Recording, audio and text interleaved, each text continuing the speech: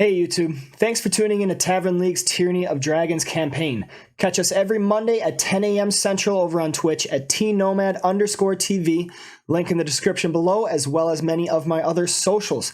You can watch me stream other campaigns, other sessions, Tavern League's encounters, getting in on that yourself by joining in the Discord community. Remember, if you like this video and want to see more, click that like button and subscribe. But for now, let's get into the session. Suddenly, as the sounds of the horses is sounding kind of hollowly out in the forest, you hear a bunch of branches break overhead as two hulking forms appear from the trees. And three small, humanoid, even if grotesque looking, creatures from the east advance on your position. Everybody, please roll me initiative. Looks like we're fighting a whole lot of nope. This is what these guys look like. Why did you have a photo? Cap 1 going to run forward. He runs off into the forest. Alright, Noct. You come upon this scene in the forest after running after them for a while. This seems to be a den. There is little bits of webbing all around the floor, and even some in the trees. I have to get in range. I have to take damage. So I'm gonna run up and actually... I lay down. I can't, if I lose this rage, I'm out of rages. So I'm gonna move up as far as, or move up to here, that's 30, and go prone. I don't want to touch that one.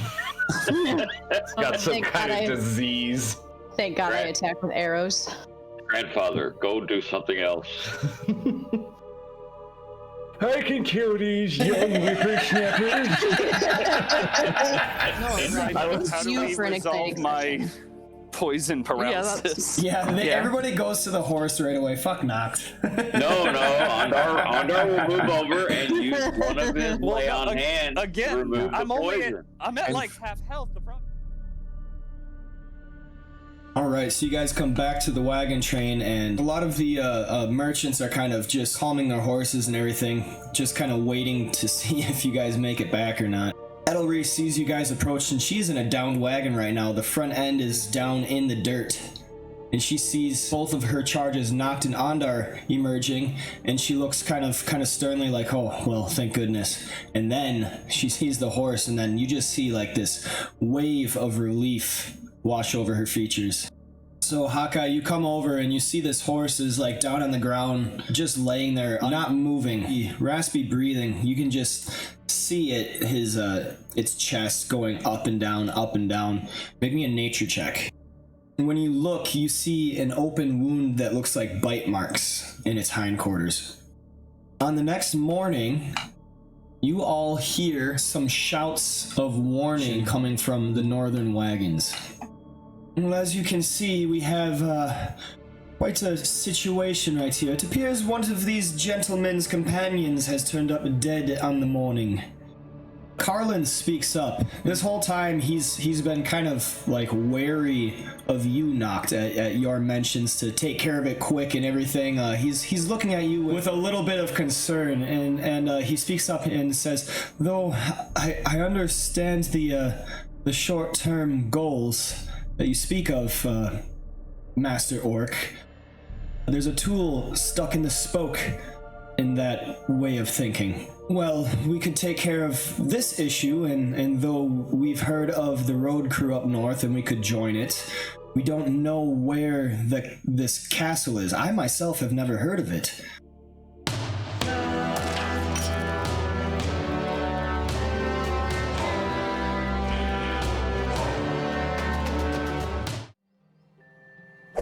Other than that, let's get Freddy. Tell us about your character. Well, my name is Sauerkraut, and I'm playing Freddy Bloomington, half-elf bard / warlock of the College of Lore background. Not background, sorry, subclass. He's a happy-to-go-lucky jack-of-all-trades type who's out for redemption and to gain fame and glory so that he may eventually return to his homeland. Thank you very much. Let's get Hawkeye, played by Otto.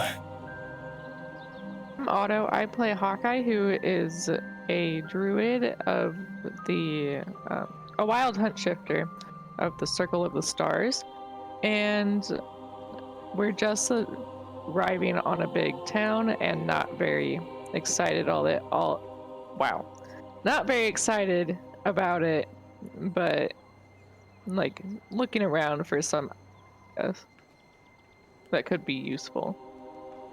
Right, yes, druids very hesitant entering into this big giant city. There is someone used to big cities, and that is Ondar. Hello, I am Old Jarhead. My character is a human, Ondar Stillhawk, Paladin of Torm. He is from the nation of Tether, and while he is used to large cities, he's not used to this large of a city. He is amazed at the largeness, the splendorousness of the City of Splendors, and he is just aghast as they stand before the gate, and he must explore this city and find someone that can explain this to him. Right, thank you very much. Last but not least, Ireva. Right, Ireva is a wood elf ranger of the Horizon Walker subclass. She left the forest of Lether on a mission from her people, hearing that this cult was looking to raise the Dragon Queen. She is looking to put an end to it with the companions that she has found, so she can return to her homelands. Right, and there you have it. Our 5 heroes who are looking to get paid for their 2 months on the road, and they have definitely, most certainly earned it. Few happenings along the way. Nonetheless, they got there in one piece. The cult of the dragon is with them. They are attempting to enter into one of the eastern gates, the River Gate, which goes into the Trades Ward of Waterdeep. So we will go in right there. Present moment while they are kind of waiting in line to get through. And so you guys look ahead and you see guards kind of checking equipment, checking wagons and stuff, lifting a few things up, talking over manuscripts and everything. You are just waiting in line right now.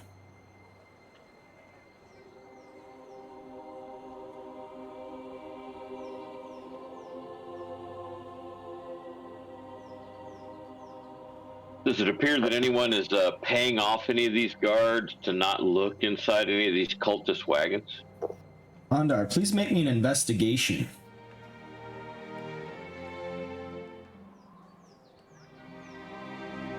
Let me find it. Redirecting. It's on Got that a Ondar? lot this past week. Never mind, he doesn't need it. Ooh. Started well. Yes, I'm screwed for the rest of the day. Okay, Ondar, you're kind of trying to pay close attention to the cultists as they are going through, and it does seem like there seems to be some sort of understanding between the guardsmen and these cultist wagons. You get the sense that maybe something was arranged beforehand, that the guards know which wagons to kind of just let through. Sidle up to Freddy and Ureva and you know the group, and I just kind of like reach up and tap Freddy and motion to him, draw his attention to it. Freddy nods, seeing what he's pointing at. I hope the opposite isn't true. We might come across some issues going through the gate.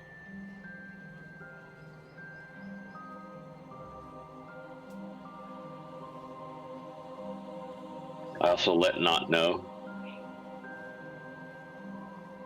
Noct kind of grips his weapon, and you see his jaw kind of clench, and he looks really fidgety and starts kind of looking around. He looks itching for a fight.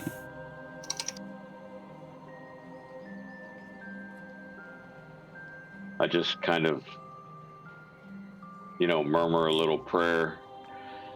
Andar's like, oh, please, Torm, don't let this happen here. Waiting our turn. I ask El Helry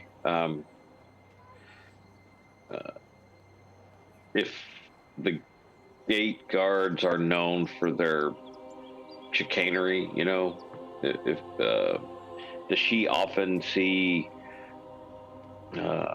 malfeasance at the gates in Waterdeep?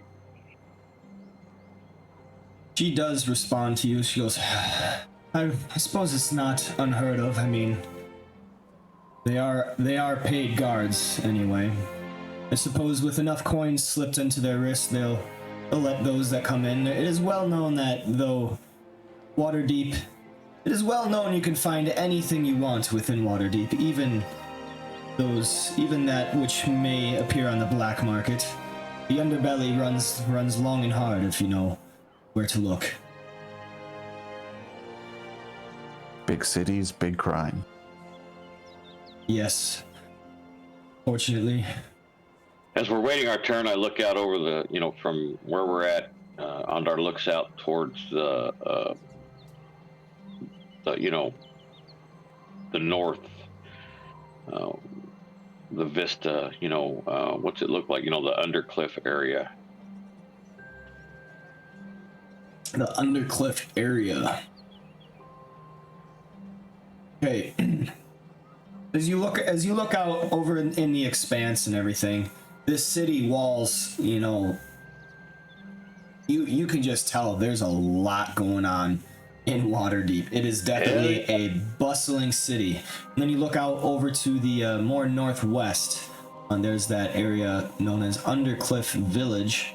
You get the sense that there are people that live close by the city, more farmers tending to certain crops and everything on the outside to supply the city with food and other such things, wheat and barley and maybe wool, things like that. It looks like a pretty peaceful village under the shadow of the city itself. It's just amazing. Andar says to no one in particular. He's just like dumbfounded. All right. Soon enough, Noct and Andar, you are up next. Guards. Say, all right, halt. You want a manuscript? Then Edelry pulls out a piece of parchment, notes written on it about everything that's in her wares. What are you carrying? Actually forgot what she is carrying. Not like wood. Yeah, I'm sure she had like wood. the jungle wood thing. Yeah, she does. That's what she is. The high quality Oh wood. yeah. I don't mean to interrupt, but did we roll for historian? We did not. Actually, I was gonna talk about that. Forgot. We can tackle that afterwards. Okay, I just wanted to make sure, like, we're not just missing it. No worries.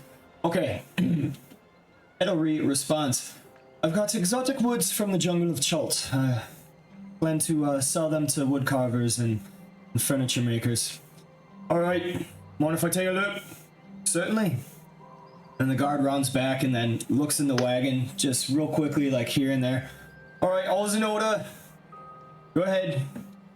Then your wagon is allowed to move forward. He gives a quick nod, almost absent-mindedly to you, Andar. A nod of recognition of your station. And then we move on to Freddy, Ireva, and Hawkeye, who I was are getting with... coffee. Sorry, I was getting coffee. Andar asked him, excuse me, guard. I was wondering, is there a temple to the Loyal Fury inside the walls of this wonderful city? Is that? Oh, something. Bruce knows, but Ondar doesn't. Yeah, if you want to help me out where that is, because I know it There is. is not. There is not actually a temple dedicated to Torm in the city. There is one to Tyr, and there's a shrine. There's a shrine to Torm inside the temple to Tyr, but there's not a temple to Torm. It's called the Halls of Justice. Yeah. Okay. He listens to you while he's kind of like waving the wagons on and looking to and fro, and then just looks up. He's like, "Oh, try the temple district. I'm sure there's one for Torm, but there's definitely one for Tyr." Oh, very well. Thank you, sir. Thank you very much. All right, no problem. Moves on. He waves the wagon by. Then, all right, hold on. He stops Samardag's wagon. Go ahead. I motioned for Ed Hellreed and us to wait if she doesn't mind. Ed Hellreed kind of, and then stops the wagon just inside. If you don't mind, lady, we're waiting for our friends too. And she says, "Here, I'll just pay you right now." That's fine. That would be great. Thank you very much. Okay, and then she brings out of sorts. Yeah, she brings out some coin purses and everything. So Noct and Ondar both get 60 gold pieces. Ours was flat rate for the trip. Got bodyguards. I can get this. It's been a pleasure. All right, Ondar, there's your 60.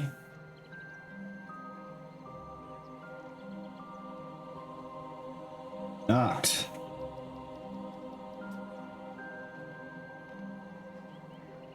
Right. Noct is like counting them all and like chewing every single coin, making sure it's all real and everything. That's real. That's real. That's real. That's real. I think it's real. It tastes real. Just like I accidentally chewed that one a bit too much. Then Edelri speaks to you, Ondar. Says, "Thank you very much. You've been a great help. More than most of the bodyguards. If you're ever interested in guarding again, if you can find me, would certainly love to put you under my employ once more." It has been a pleasure, mostly, my lady. I'm sure we will come across each other's paths again. Bid you the best of luck in your endeavors. I have some business to attend to. As you. Take care. Nods her head and then picks up the horse and starts trotting away into Waterdeep. As you see many of the other merchants that have been in front of you taking off. You also know that some of the cultist wagons have gone in front of you as well, and they seem to have disappeared as well into the city. And you have Go ahead. You have some cultists behind you that you know of, and so probably you're gonna want to find them. Right. Ondar not get off the main trail and wait for the rest of the group to make it through the gate. All right, and so we go to the guard who has stopped Samardag's wagon. "Oh, all right. State your business." Samardag speaks up. I'm a merchant. Here," and then he fumbles in his pack. Oh, here it is. And he hands the parchment, the notes, the manuscript of his wagon loads and everything. The guard kind of looks it up and down.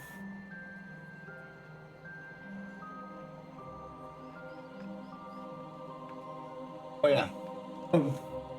The guard has a weird look on his face as he goes, "Porcelain." Shakes his head, looks back, and you can tell he's kind of thinking in his head, like, what kind of ridiculous merchant would move porcelain on wagon over such a long trip. But nonetheless, "Mind if I take a look, Samardag?" "Oh, surely." And then he's like telling them, oh, this porcelain is this and everything, and this has these designs. I was hoping for this, and the guard's just not really paying attention. Looks it through, and then you see he kind of, it's a oopsies look on his face, seeing some of the porcelain has cracks in it and everything. But nonetheless, holds an order. Go ahead, move along. And then Freddy, Ireva, and Hawkeye are all ushered within the gates.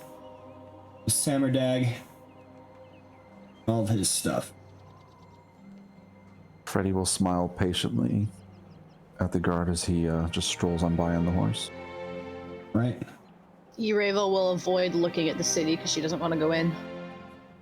Hawkeye's gonna laugh and like pet Renard as she hit him All to right. get in the walls. And so, you guys stop once you see Noctanandar, or do you keep moving in with Samerdag? Once we get inside, Freddy rides up next to Samerdag. He's like, well, good sir, I believe this is where we part ways. We have fulfilled our end of the bargain, getting you to Waterdeep safe and sound with all of your merchandise intact. Samerdag kind of almost slumps in the wagon seat. Oh, I was kind of hoping you'd stick around a little bit longer, but yeah, you're right. A deal's a deal. Here, let me pull off to the side. Samerdag pulls off to the side and gives room in the road for other wagons to pull forward and everything. And then he starts counting coins as he has not prepared them in advance. So we had Freddy was the sergeant, and Ireva and Hawkeye were guards. Okay, so he's like counting coin purses and everything. Takes a few minutes as half a day to get paid. Yeah, as you guys are probably visibly frustrated and annoyed, and he's like thinking in his head. Freddy will just sit there and just smile and patiently look at Samerdag. I'll pet Renard. You add pressure to the situation and just makes him take slower. And he kind of thinks in his head, let's see, 2 months, it was 6-10 days. Freddy, what we agreed to again? Was it 8 gold pieces? It was 8 per day, good sir. Oh, okay. And then he goes back to counting and everything. After a few minutes, finally, he's like, okay, so 48 gold pieces to you, Freddy, and then 30 gold pieces to the two of you, I think we agreed on. That's a negative, Ghost Rider. Right. I'm sorry, how much do I owe you? Well, it was 8 gold pieces per day. And it was a 6-10 day. Yeah, 8 gold pieces. Times 60. No, it was 8 gold pieces per 10 day.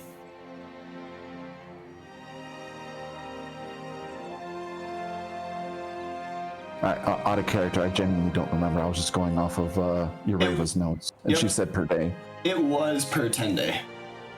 Okay. Ah. Alright, so 48 then. Okay, good. Alright, so then pretend Freddy didn't say that, if we can. So, pass those along. Got my eat all non-friendly.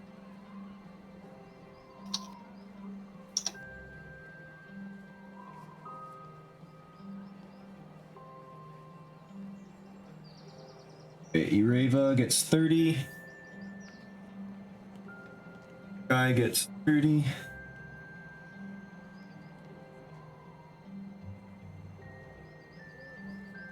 It's 48.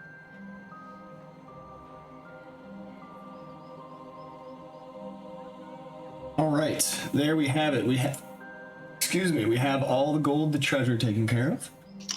Then Samerdag speaks up with a final farewell as he's kind of frowning, a little like half smile frown, like, all right, well, thank you for all your help. I'm gonna go sell these things and hope and make a profit. And then he I give him a firm handshake and say, best of luck to you. I hope we meet in the future. You too, guys. He kicks up the reins begins going away into Waterdeep. All right, you guys have been paid. You are off to the side of the road, looking into the city, and in its expanse, you can hear the general hubbub. Follow the cult wagons or what, my friend? I think we should follow the cult wagons, at least stay where they're lodging. I don't disagree.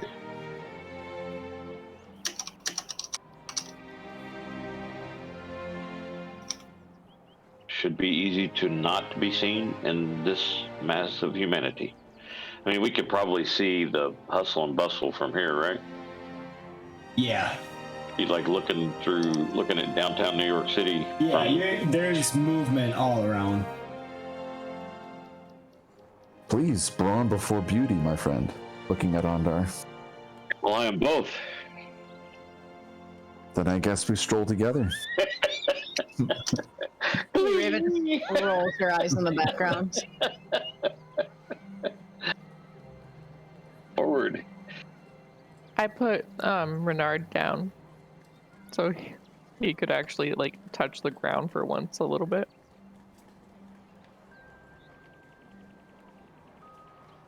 With his adorable little bell just ching ching ching ching ching. Well, we are strolling into town, following where the cultist caravan went. Okay, as you are kind of waiting on the side, sure enough, within a few moments, faster than the rest of the wagons, you see cult wagons moving forward. We will, I say we do our best attempt to blend into the crowd. And as we're following them, also try to blend into the crowd, like we just happen to be strolling in the same direction.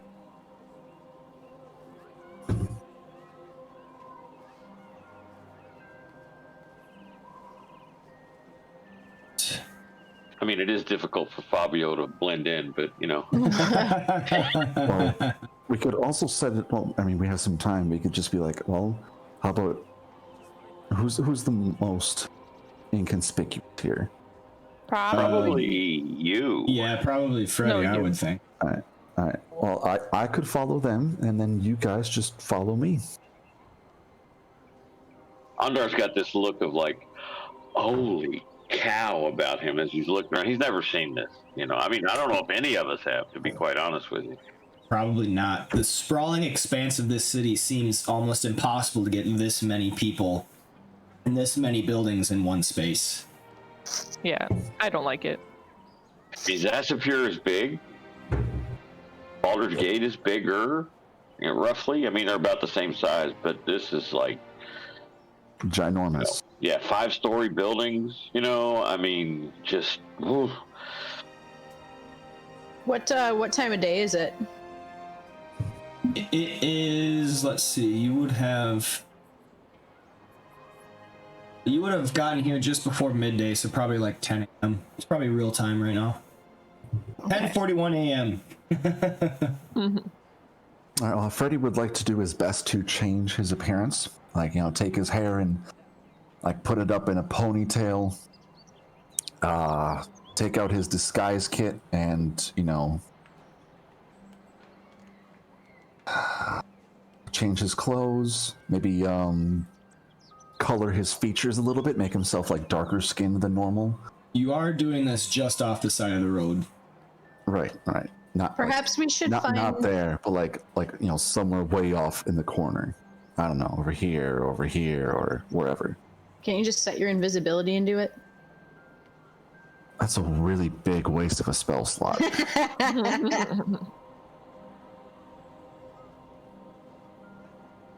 So the cultist wagon never stopped. It's moving within the walls right now. All right, then Freddy's gonna keep going into town and then find a little alley and do as I described earlier, disguise himself. All right. Noct looks like he has a murderous look in his eyes, looking at the cultists. Still kind of fidgety as always, looking frustrated, to say the least. We will get a chance, my friend. Oh, they're getting away. What's Freddy doing? almost starting to speak a little more incoherently, baring his teeth a little bit more, his orc tusks. So for like, I know disguise itself used to be a skill. What would it be in 5e? Stealth. Probably. Or performance? Maybe. There are disguise kits, but I don't see that you have one. I thought I had one. You can create a skill. Yeah, I got disguise kit. It's right in my backpack. You But can you're not create a proficient. skill. If you're proficient, maybe. But it's not under your proficiencies. Tool. Choose 2 from among one type of gaming set, 1 musical instrument and thieves' tools, and then 3 musical instruments of your choice. So you're not proficient with disguise, so you don't get the proficiency bonus. But you do have a disguise kit. Okay, so yeah. So if you want to use your disguise kit, that would be...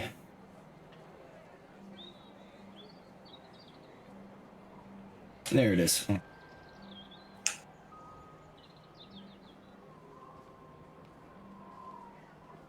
Okay, yeah, let's do performance, but you don't get your proficiency. So it would be... Can I cast guidance for that? You may.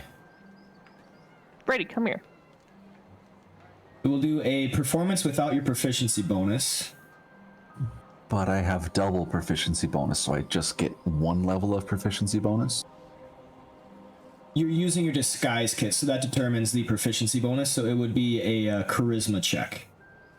With there's a +2. What's the +2s from performance and sleight of hand for? Those were there when my character was created.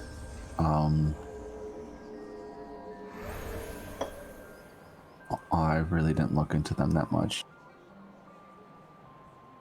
So your charisma is +3, and then you double, so 3, 4, 5, 6, 7. Yeah, because I have proficiency bonuses and then my expertise. Or bonus proficiencies. So right? for the double proficiency, for your expertise, you would be getting a +4.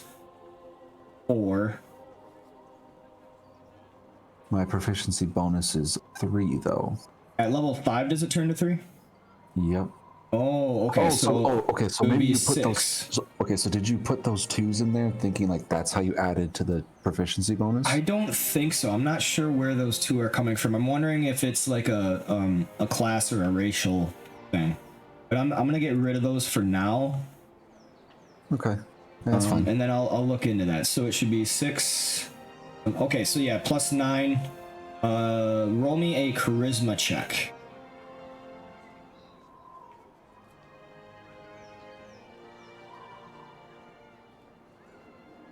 All right. Hey. So after some time, Freddy ducks into the alleyway.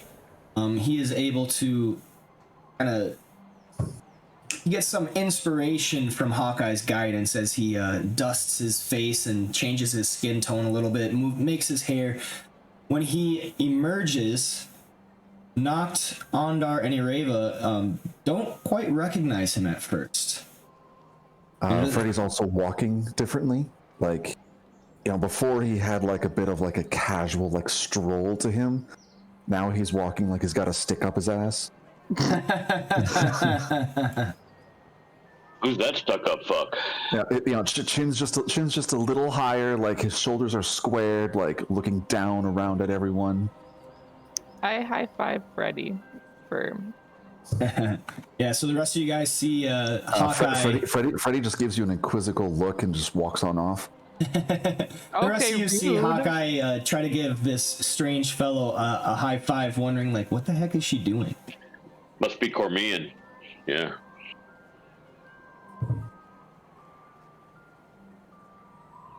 All right, Freddy, please make me a perception check.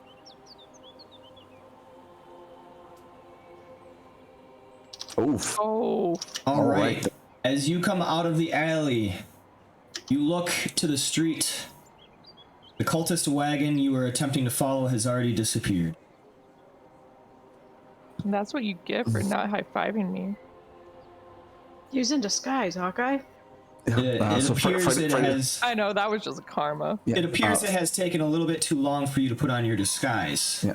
Freddy's gonna start briskly strolling again, still maintaining his composure, to the next corner and try to look again for it. All right, make me another perception check.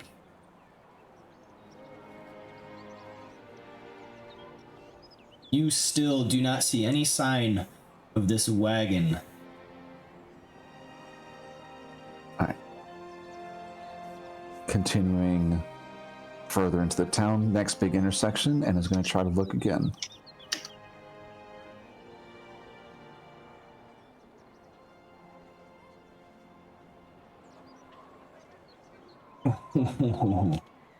All right, Freddy. As you enter the high road, the biggest street, it is just bustling with people and movement all around. Up north, you see a wagon covered, and you cannot tell its contents, and just barely as you are peering through the crowd, you see it round the bend. Acting like he just remembered where he has to go to an important business meeting, Freddy starts briskly strolling down the road. Right, Noct and Carlin right behind you. Keeping a distance, but still maintaining their sight on you, Freddy.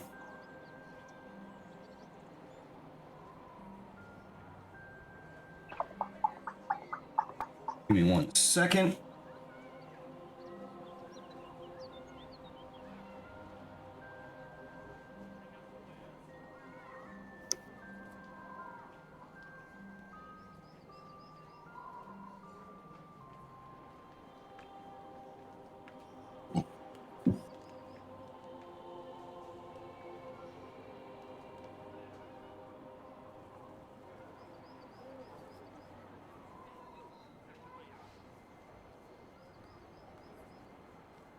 That'll be the wagon that you were following. All right. Right away, it's just kind of on a beeline following this north.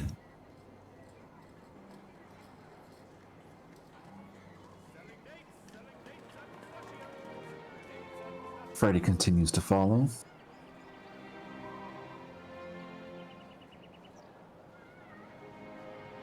Maintaining a relatively even pace that kind of matches the wagon. Oh, that's a bit far. There we go.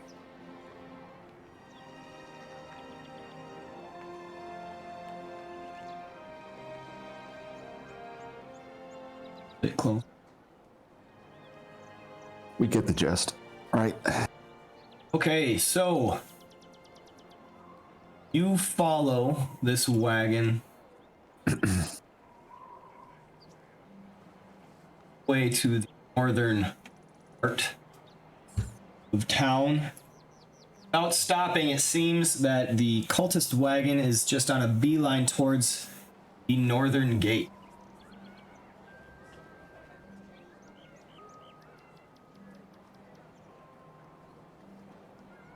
We can go to that map.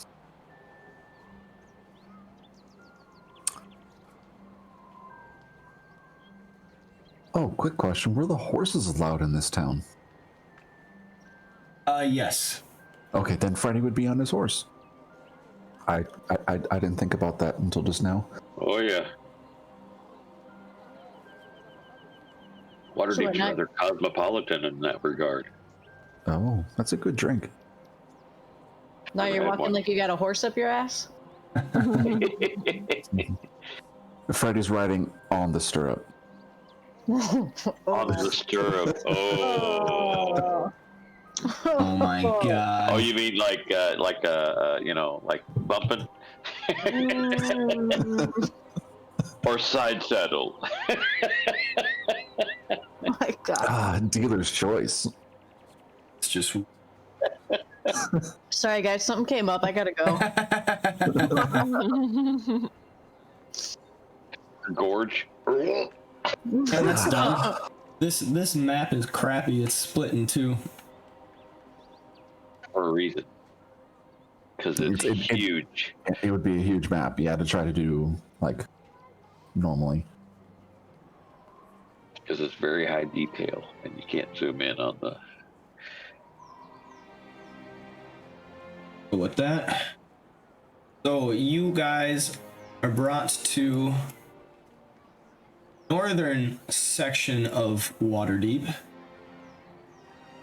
This is split into two maps, just so you're aware. There is the field ward that it is known as. Oh man, these are huge. Yeah, On my screen anyway. On my screen. Mm-hmm. And Freddy, you see as they go past the first wall, there is a second wall that houses the field ward. There's So a which so we're on the path that's like split between these two maps? the high road. that's what they did a bad job of. Yeah. Yep. Okay. That's why I got the two maps open for you guys. Yeah, just making sure. So the cultist kind of goes past that wall, and you see them turn just before the north gate. Turn which way? So they going into the northwestern or the northeastern? The northwestern. All right. Freddy continues to follow. He's on his way to an important business meeting. All right, so the cultists all stop at an apparent warehouse, like a stables kind of, and their wagons get packed in this big warehouse thing, and they go into a building that appears to be an inn or a tavern. So we like by Skull Street. If you see where that is, like that far north, kind of by the field. No, Salt Pork Street So? in the Fieldway. Oh. It's just below the word field. Jake. Yeah. Oh, okay, in the field street. Okay, Yeah. all right. As they stop, Freddy just continues on by, like past them. All right, so the rest of you, as you are following Freddy, make me perception checks real quick. Oh. Hold on, I have to unbury my character sheet from these maps.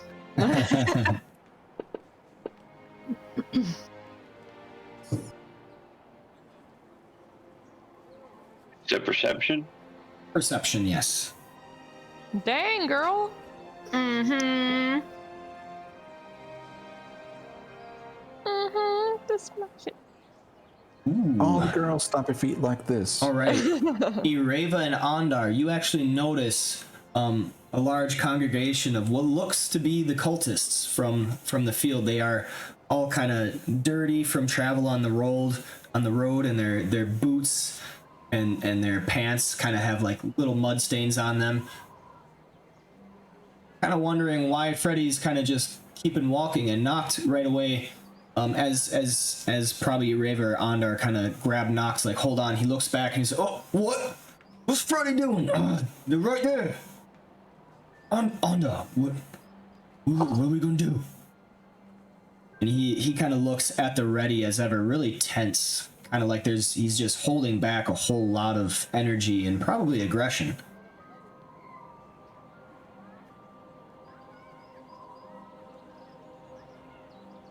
Okay. I gotta admit, I don't know where we're at on these maps.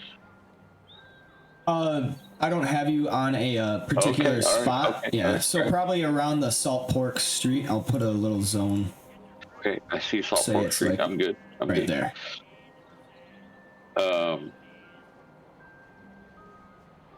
Seeing that Ondar noticed the same as she did, and, having Noct held back, she'll quickly and quietly say to him, "Quiet.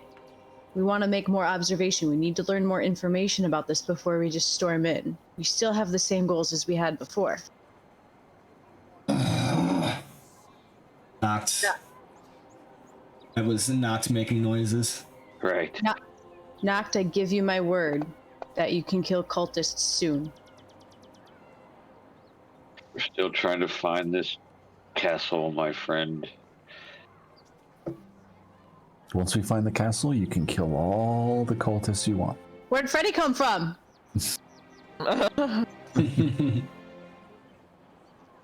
So you guys see Freddy kind of just keep walking in the distance. Riding his horse on by. Then once he gets Yeah, that's to the true. next intersection, he gets off and walks into a random shop.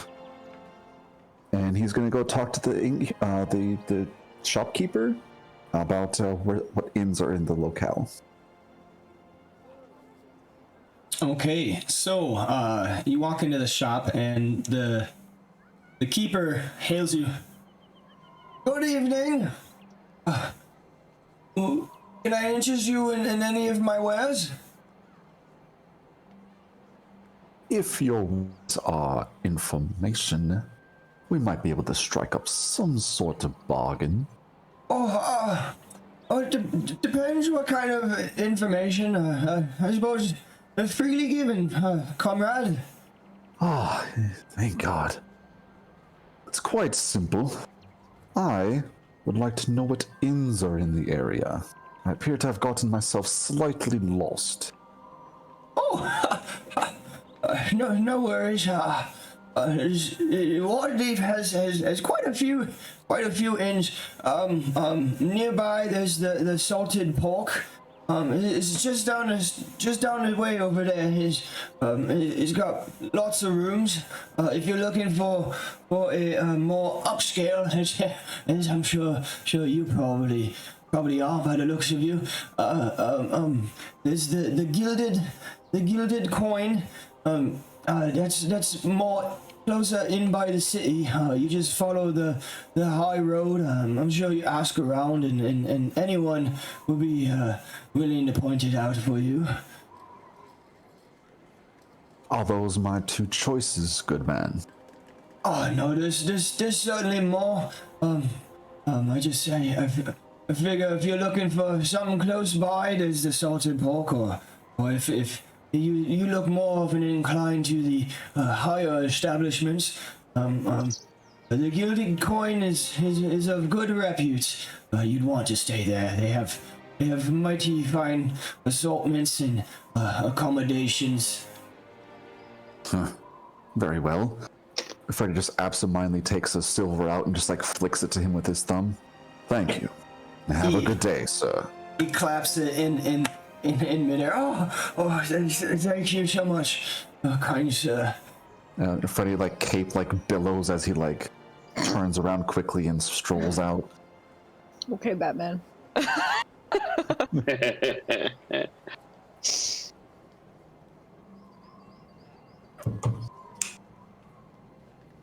Now I'm assuming the salted pork is the one that he's talking about that the cultists went into around here, right?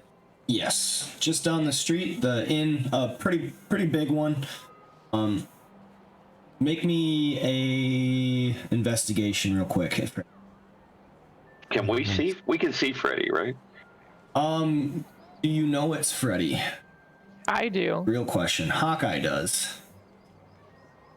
Oh, that's right. We thought it was some highfalutin dude. All right, Freddy. So, looking at this inn, you think it's probably a really good inn if you're trying to stay inconspicuous, just because of the sheer amount of people that come in and out of it. What were you gonna say, Hawkeye? I was gonna say I could tell the others, but I don't know. I think probably. I don't know. Are you telling us or not? Otherwise, you guys have been following this random guy through the city. We've been following Hawkeye. Hawkeye. We've been following Hawkeye, who's following some dude. Where the hell did Freddy go? Can you tell me what region the other one, the gilded coin that he mentioned was? Was it? He said it was a long high road, so it's somewhere in here-ish. Yeah, we'll say probably. Or is it further away? If you travel along the high road, you could find better directions. We'll say he kind of gave you directions over by the Heroes Walk, the Heroes Garden. Heroes Walk. Heroes. Over here. Ah, okay. Gotcha.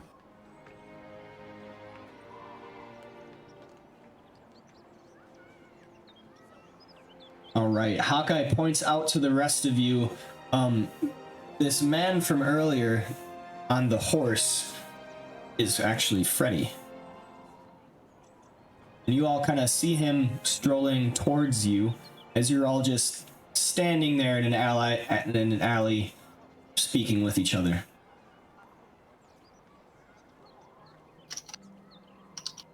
Hey, being conspicuous. That's Freddy. Yeah, so Freddy's gonna make his way back towards the high road, like, towards like this intersection. Okay.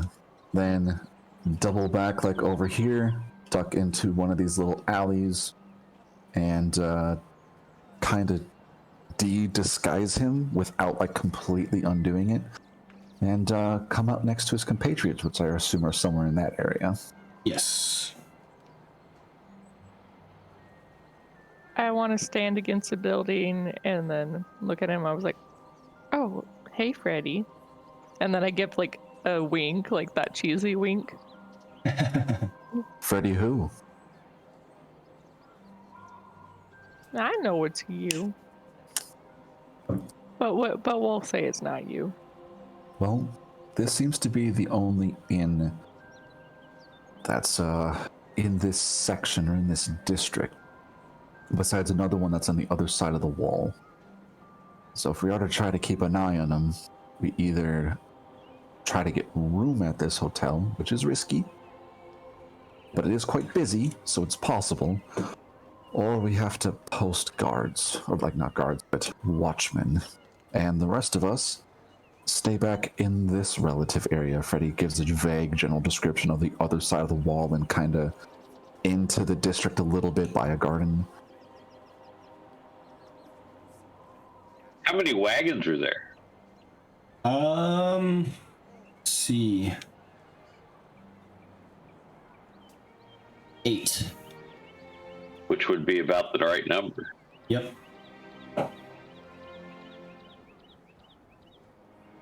Every wagon that you guys noticed was covered, and all the people tending to the wagons stuffed them in a warehouse close by.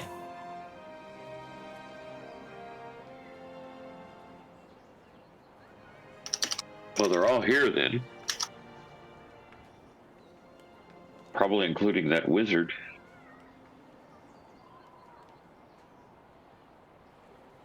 Freddy kind of shuffles next to Hawkeye. I'll take that high five now. Holds up his hand. Where's Carlin? We do like the little high five, and then I do like a little knuckles. We got them good, I say quietly. They were wondering who I was following. Yes. You all accomplished a task. You held the wool, or is it wool or fur over our? I can't remember. Anyway, where's Carlin? Is he with us? Yes, Carlin is with you. How long before he can meet, or you and Freddy can meet with your contact to secure us this job? Well, if you guys wish to stay and keep an eye on the cultists and be sure of their movements, I'm sure Freddy and I can go searching right away. Split the party. Always a good idea. That was out of character. Well, I mean, I don't know how long I can keep my friend from killing them. Then perhaps it's best to get them out of his sight. I quite honestly don't know how long I can keep myself from killing them. Surely a paladin of your repute has more self-control than that. It's not a question of self-control. They will pay for their crimes. Fortunately, in order to see that a greater justice is served, this justice must be delayed. I'm questioning things, my friend. I have to seek out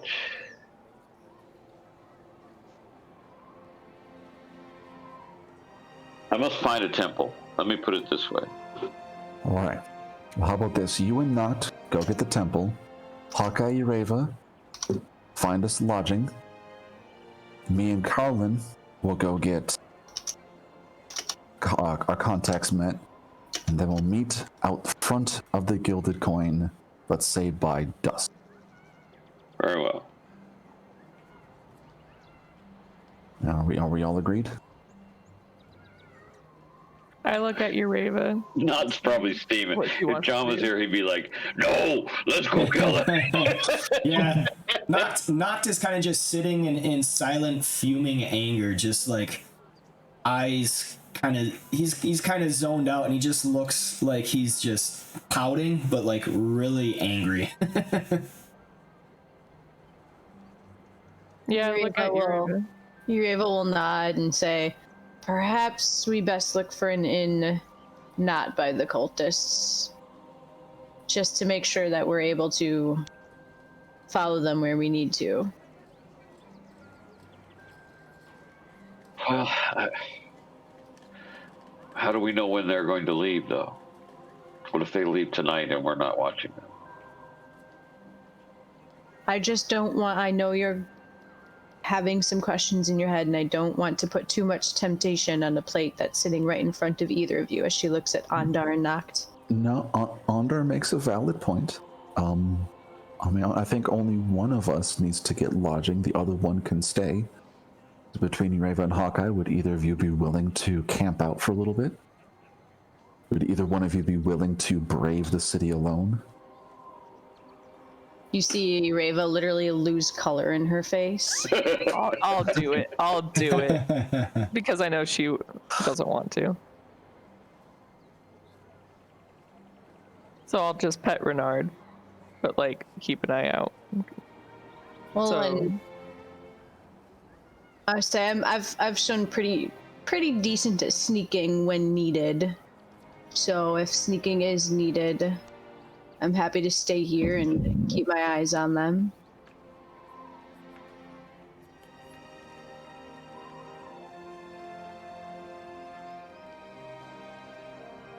All right.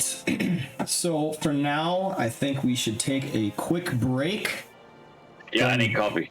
Join back in a couple minutes. Go ahead, get some coffee, get some food, replenish yourselves. We'll be back in a few minutes.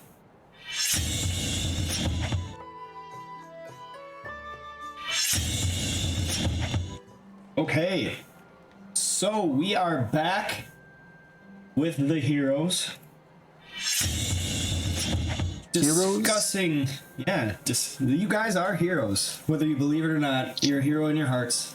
I don't know, Freddy's kind of a zero. Yeah, Freddy's his own hero. I can be your hero, baby. Oh dear. So, I can kiss away the pain. this is how it starts. Okay, so we're back Where's the with nearest tavern? I gotta start singing. Yep. So we are back with the heroes, discussing how to move forward now that they have seen the cultists kind of stop for a time, and it appears that they are holding up in a tavern, though they are unsure of exactly when they're going to move out. Drake says zeros.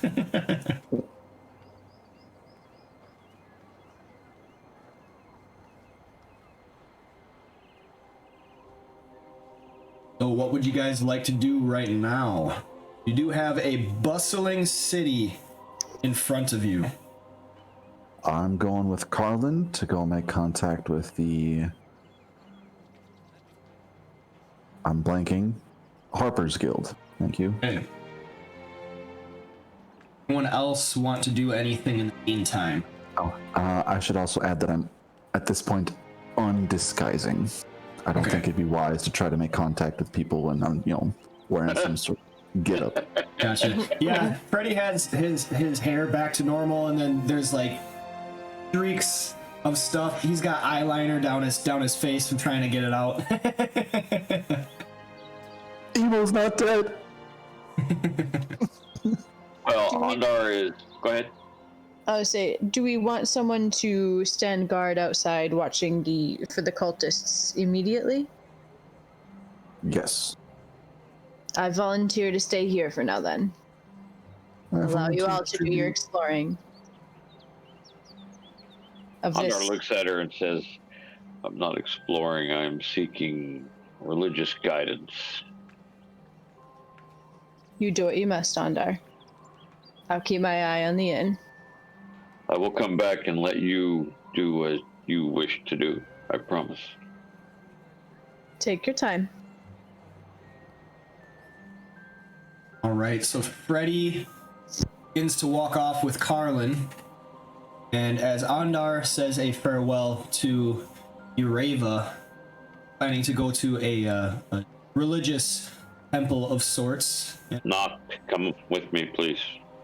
Noct does so. He just, without breaking, he keeps eye contact with his brow furrowed in the direction of the inn. Just turns his head real quick and stomps off in Andar's trail. Okay, so we will begin with Carlin and Freddy. Carlin is let's do investigation checks. Please make an investigation check.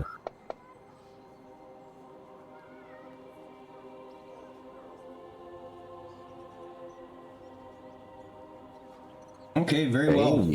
So you and Carlin are kind of looking around. Carlin is trying to pay attention to signs, kind of telling you like, okay, this is a sign that might mean this, or a harper, like a home to a harper, or like a meeting place may have signs like this about it. And as he's like telling you, he's looking around, but it seems like he's missing stuff that's going on. Freddy, suddenly you see some marks carved into the wood on the corner of a building, which is exactly what he has been explaining to you might be a sign of a meeting place for harpers. Right, Freddy will kind of guide Carlin towards that that side of the building and wherever it may point. All right. Oh yes, and then if you have a sticks of stone, what? Oh. Good eye, Freddy. All right. Well, let's go inside. Very well. After you. Right. And then he walks up to the front of the door. It looks like a shop.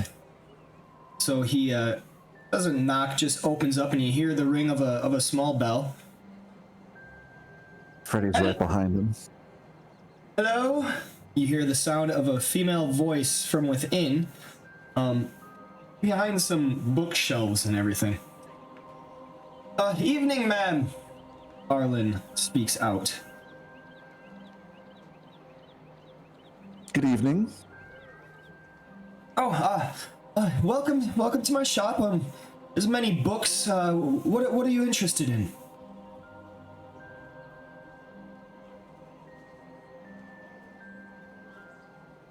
What would be would Freddy know any like particular phrases that would tip the hat that he is a harper without like a thieves' cant type of thing, where it's like a password or a saying of some sort? Okay. Well, you do know that seems normal in conversation, but would be indicative of him being a harper. Yeah, I gotcha. So you do know thieves can't, though that is not necessarily a harper's thing. Otherwise, you haven't actually been told any phrase. You do have the harper pin, the harper badge. I just don't want to just show that right off the bat, though. Okay, so Carlin kind of waits for your lead, but then steps. Go ahead. I'll take lead. I just didn't know if I knew anything specific of what to do. And I say, hello, ma'am. I happened to notice a couple of intriguing markings on your building, and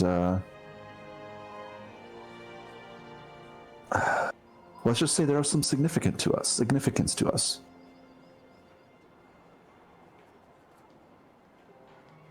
She looks at you curiously, kind of inquisitive. Markings on the side of my building. Perhaps what do you mean? She looks to be like searching your features right now. She is studying you quite intently.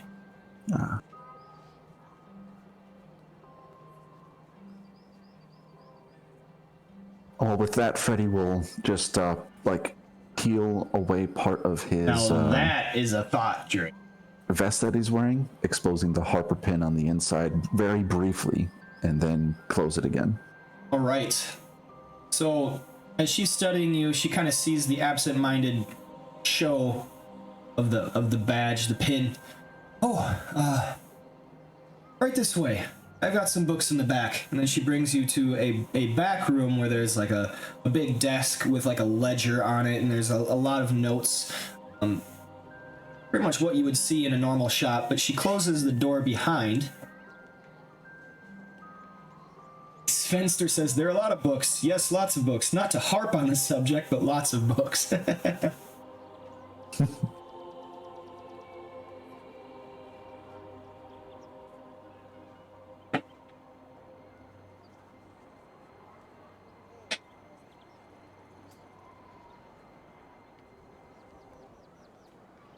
Change the mood a little bit. All right. So she brings you to the back room, closes the door behind you, says, Harper's, what is it? Is something important? Potentially gravely so. Oh, how so? End of the material realm, such. Her eyes go wide. Quite an accusation. What exactly that is going again, on? huh? Oh. I've heard that 1,000 times.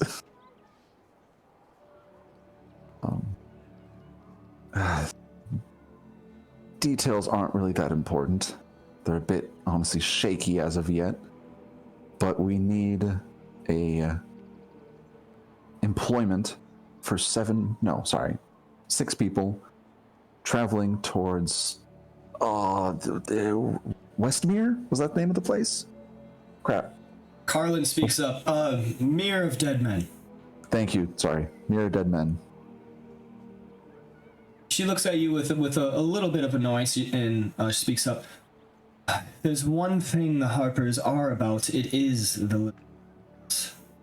So, I hope you will inform me so that I may spread the word of whatever this supposed danger is you're claiming. Finding such employment will be quite easy, actually. As you see, Lord Neverember of Neverwinter is in the habit of employing many bodies along the road north of here. Oh, that's a relief. Well, the short story is we have uncovered a cult that is raiding and pillaging towns, villages, manors, and abbeys all along the Sword Coast, attempting to gather as much gold and wealth as possible. And they're collecting it, we believe, in this region, the Mirror of Dead Men, in the eventual hopes of raising an army of dragons and potentially summoning the Great Old One herself. She's kind of taken aback at this, her mouth parting open a little wider. Is this an existing cult or a new cult?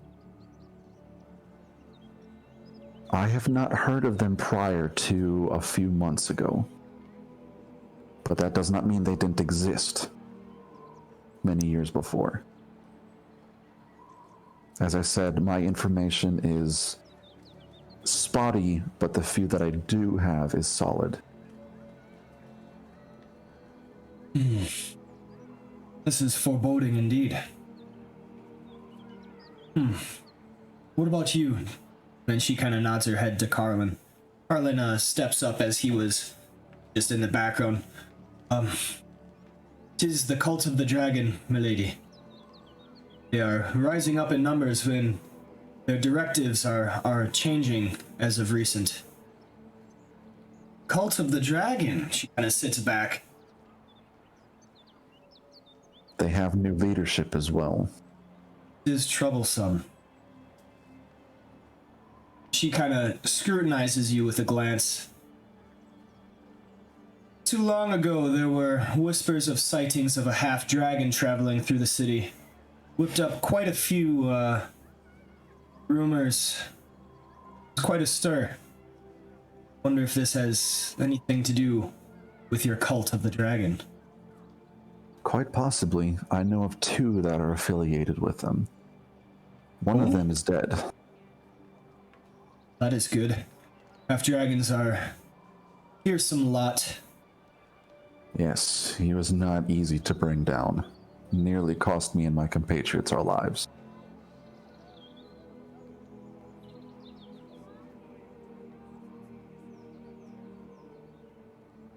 She was traveling with a strong escort of mounted guards, so I am told, and I've done some of my own investigating.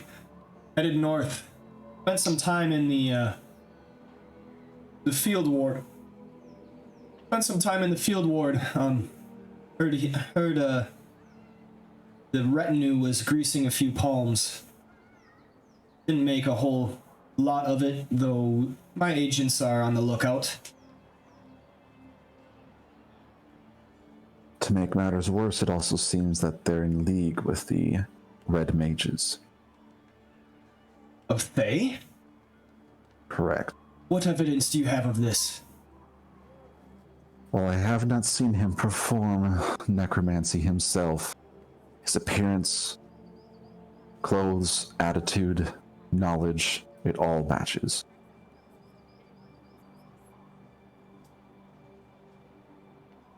She rubs her temples a little bit. And don't forget the bald head. A very definitive feature. Did you see the tattoo?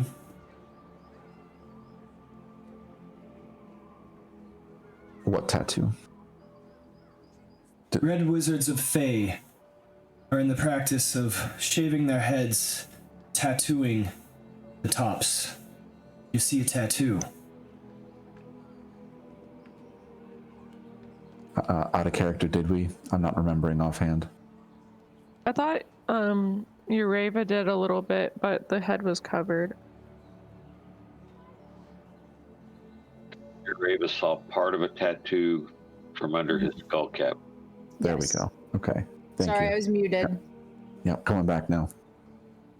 Did not see all of it, but from under his hood, we did see a partial tattoo on the top of his head.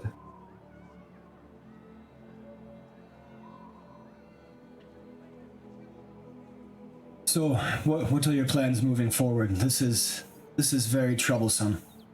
Have to continue. Follow them, find their base of operations, gather as much information as we can.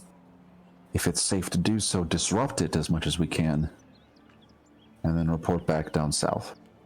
You speak of the Mirror of the Dead Men. Do you know of a central base inside there, or something? Yes, it appears that they're collecting all this gold at some sort of castle, potentially ruins of a castle in that area. We're attempting to locate it. Hence the need for cover traveling north in that direction. Yes, we will need to discover this location. Well, you are already traveling that way. I will arrange for employment with Lord Neverember's guards. Are you capable? I believe so. I've handled myself so far, Good. and so have my friends. They're in need of guards just as much, if not more so, of common labor. We must discover. Yes. We must discover where this castle is. Can't think of anything myself. Seems it is fortunate for Lord Neverember. The road north to Neverwinter. He's been seeking as of late to cut back the swamp in the Mere from the road and create trade between our cities once again. Unless you have more to share, I must get in contact with my own contacts and pass along this information and see how best to move forward. Where are you staying? That is yet to be determined. I believe at either the Salt Pork Inn or the Gilded Coin. One of those two. Are you salted asking pork. her? No, I'm telling her that we're staying at either the Salted Pork or the Gilded Coin. It has yet to be determined. Okay. When I hear any word, I will send agents to both of those locations in search of you. What is your name? Freddy. Hey, Freddy. You can call me Matilda. She holds out a hand. Yeah, well met, Matilda. Well, one other thing of quick note, we did destroy one of their base of operations far down south. Oh, really? Oh, good. South of Baldur's Gate, up against the mountains. All right. If you don't mind, I will take my leave. Ask you to leave my shop. I have business to attend to now. News to bring about. Naturally. Thank you for your assistance, Matilda. Of course. Then she kind of ushers you out, closes the door behind you, waits for you to leave. Once I get into the main area, Freddy will peruse a couple of the books on his way out and then leave. All right. Does she have any other customers? Do I have to She put up does and not. leave them? Okay, then I just walk out. So if you guys want to give me one quick second, be right back.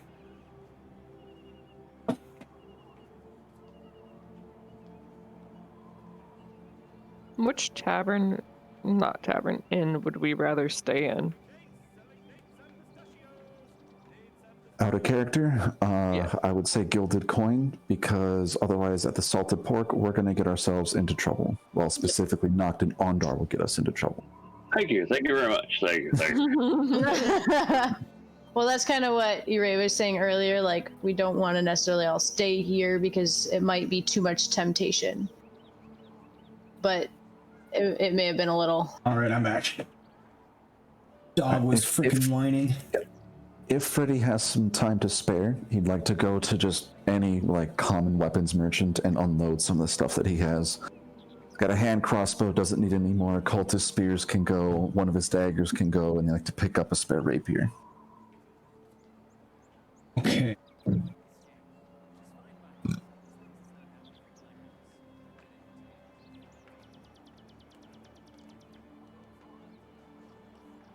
Okay, so go ahead and drop that in the party sheet. And Will do.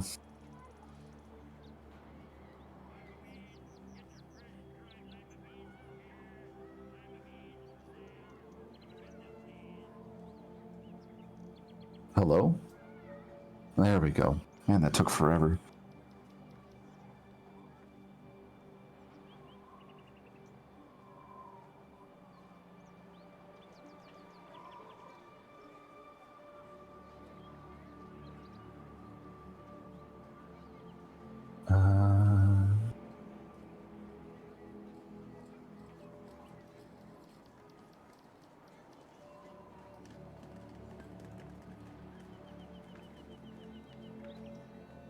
And I don't need these anymore either.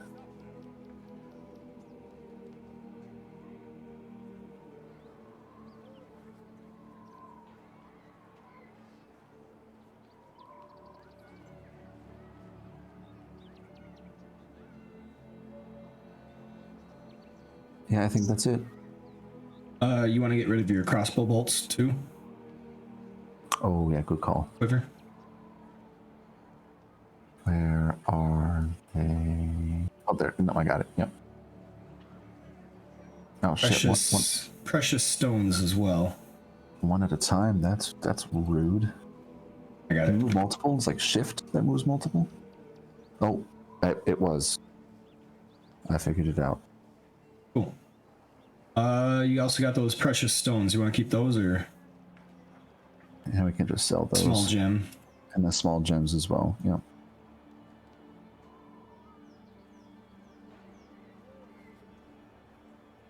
You want to keep one? You want to keep one dagger? Yes.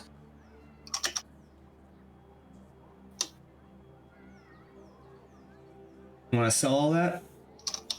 Yes, please. Right. 50%. Can Freddy haggle for 60? Go ahead and roll me a persuasion. Oh. Ooh. Declined. 50%. 50% it is. Drive a hard bargain, sir. For the gems, you'll get full price.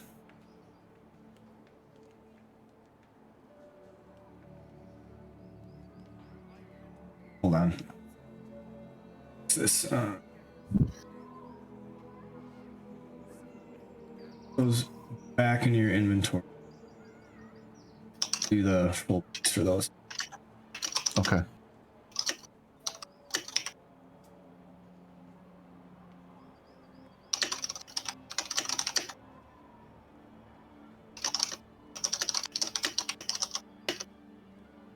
Did I put him in the right spot, right? We want him in that parcel items. Yep. Okay.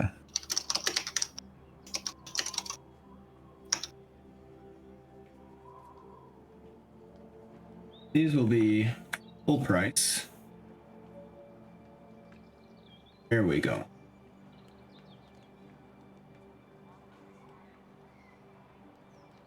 So instead of you just giving that straight to me, Freddy would distribute that money amongst his party members. Okay, so we'll just pretend like that happens. Yep. Everybody gets 96 gold pieces, 10 copper. Thank you. Good guy, Freddy. Okay, so we will go to Ondar and Noct. Ondar is going around kind of searching for these temples, and there is a district that has temples. The Halls of Justice are in the Castle Ward. It's a temple to Tyr. Yep.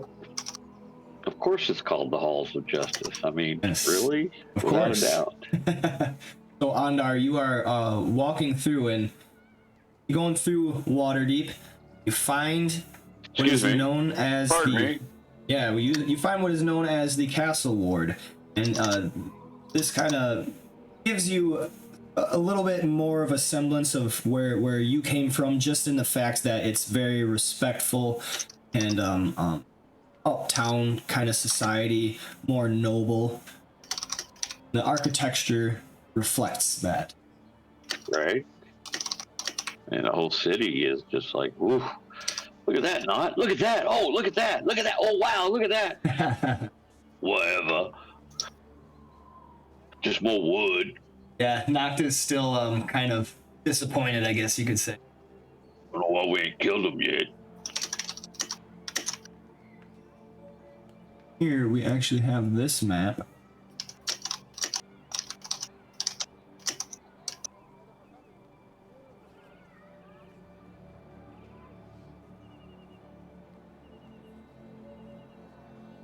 Another map.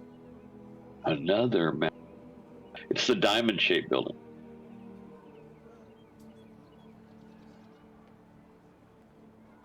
It's the diamond-shaped building, of course. That one? Yep. Okay. So you walk towards this temple. Right. It's got iconography and everything of Tyr on its front, and there are priests and such moving about. Ride up and dismount and, tether our horses.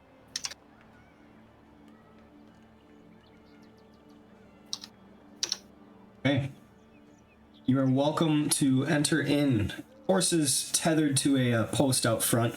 There are many magistrates and other such prominent figures kind of congregating around about talking to each other. And we approach and bow. And it's morning or afternoon? What is it? It is, let's see, it is probably just afternoon right now. Afternoon, brother?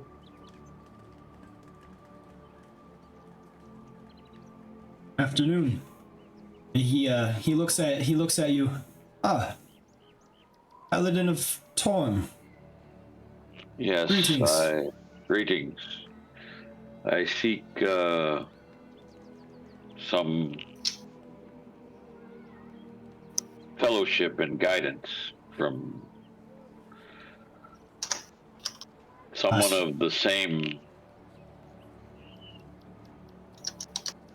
like-mindedness, I should say. Ah, certainly.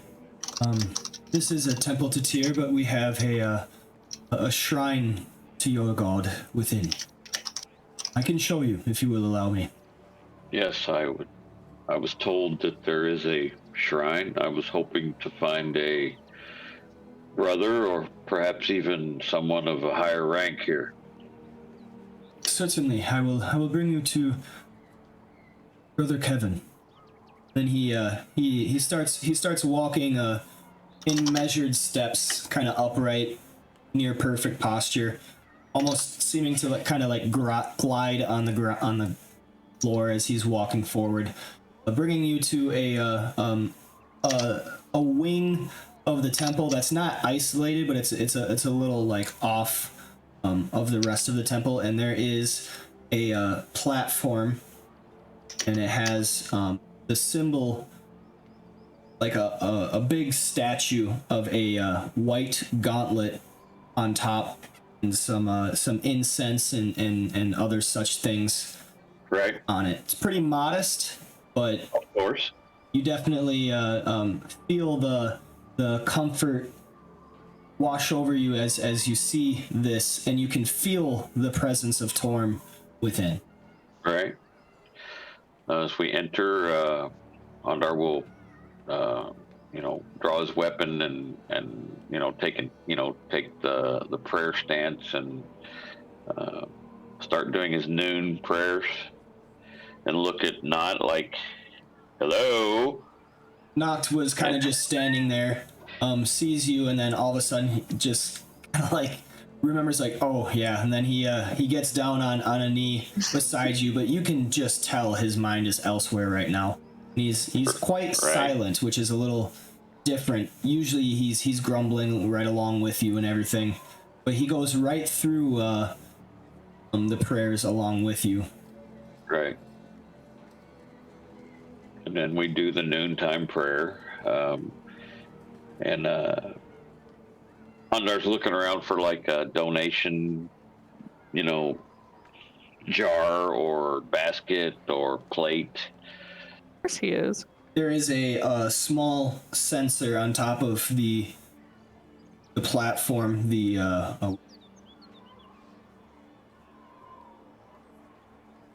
little like shrine table. Right. Yeah, there's a little saucer there with a few coins. Yeah, Undar puts 8 gold in it, Right. which I will remove from my inventory. All right, and I do have that inventory manager now. If you look on your inventory on the top right, there's that plus and the minus sign. You can click that. Okay. Yep, and then that'll actually put it in chat, so it's really easy to manage and try to keep track. So if you hit the minus, does it automatically remove gold, or? Yep, so if you hit the minus, it'll bring up a menu that you can input exactly how much. Oh, cool. Yeah, and then when you accept it, it'll send it in the chat. What do you click on, like gold pieces? Okay, I'm learning here. Yep. So let's see. So you click on the box, it has platinum and then gold, then electrum. If you just click on that box where it says gold and then type in 8, and then you can put in the text box like what on. So like if you want to, you could put donation, and then you click the spend coins beneath that, and it should input that. There, yeah, perfect. And then you can see in the chat box, yeah. I sense a lot more donations going on. You do, yeah. All right, so as you are praying here, you feel a deeper connection than what you had on the road now that you are actually in a sanctified area of Torm. Right. So he finishes his prayers. He looks at Knot, and of course, John's not here, so it's kind of hard to RP this. But he's like, "Is something bothering you, my friend? Other than us not killing the cultists? I know, I feel it too, and that is why I wish to speak to someone from the order." He looks to be kind of searching for the right words. I don't know, and we should have stopped him on the road. I don't disagree with you, my friend. I don't. Make me an insight check.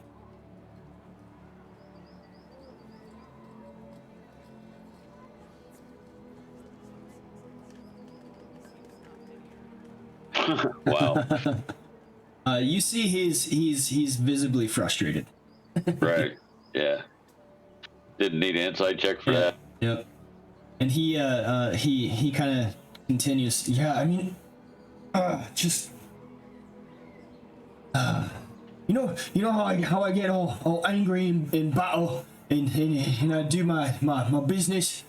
It's getting difficult to separate from that, I guess you could say.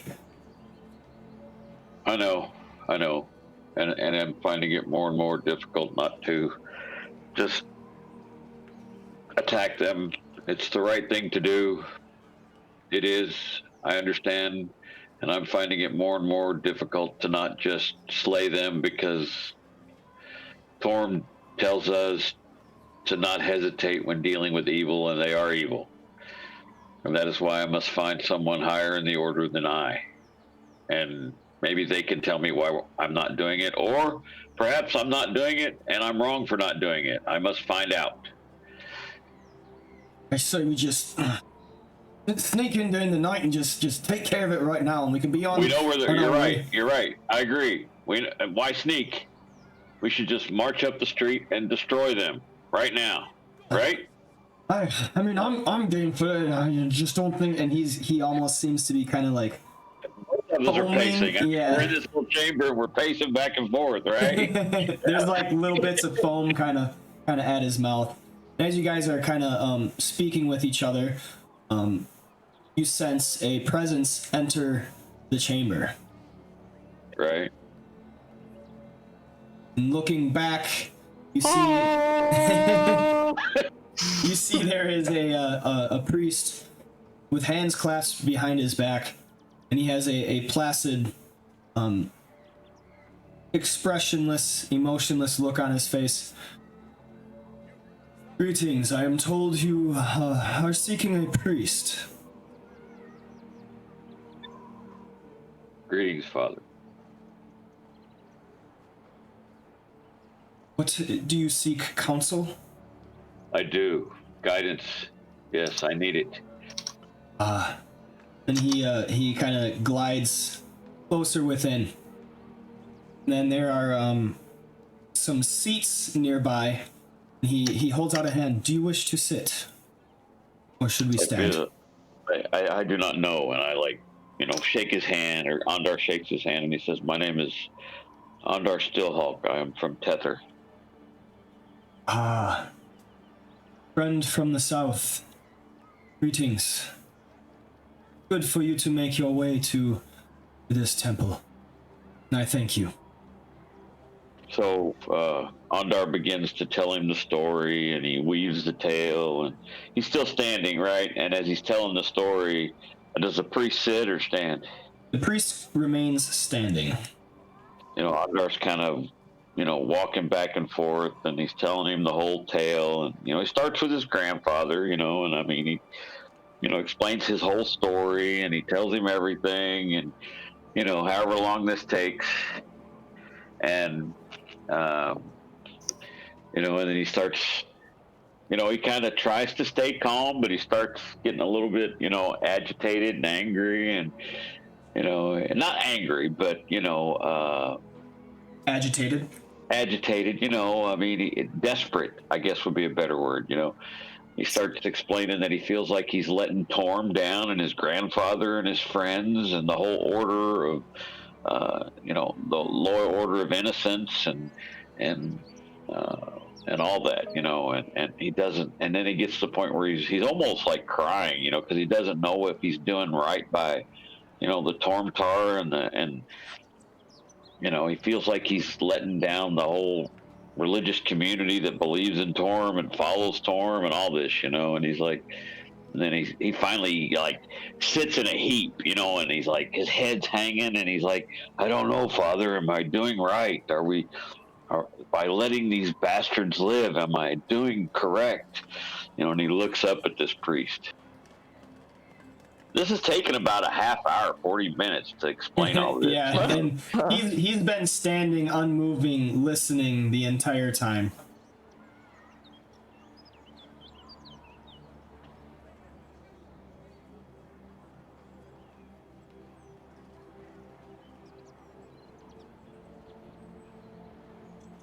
Hair's all sweaty and stuff, Yeah.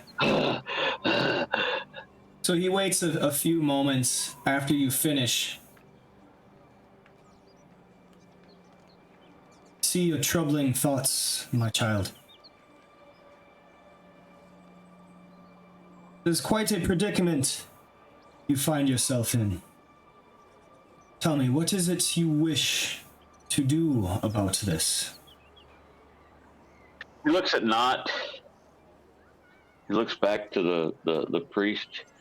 He goes, at the moment I feel that what we must do, both as followers of Torm and as members of the what order did they join? The Golden Order Gauntlet. of the Gauntlet. yeah, is march into that warehouse and destroy these men, especially that wizard. I feel that is what we have to do.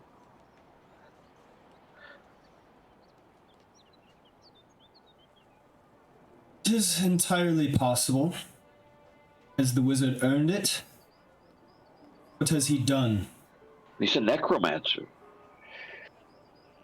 But do you know for a certainty? Do you have experience? I've not seen him cast any spells, no. Then you have a difficult decision in front of you. If we remember Torm's teachings, we must always serve the common good and the rule of law established by our honorable rulers. Until someone has committed a crime, we should not be too eager to seek justice, or we may become the tyrants ourselves.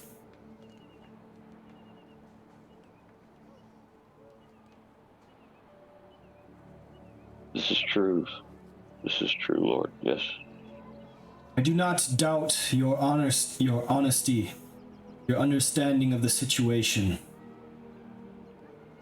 But from what I am hearing, I hear a true, honorable soul.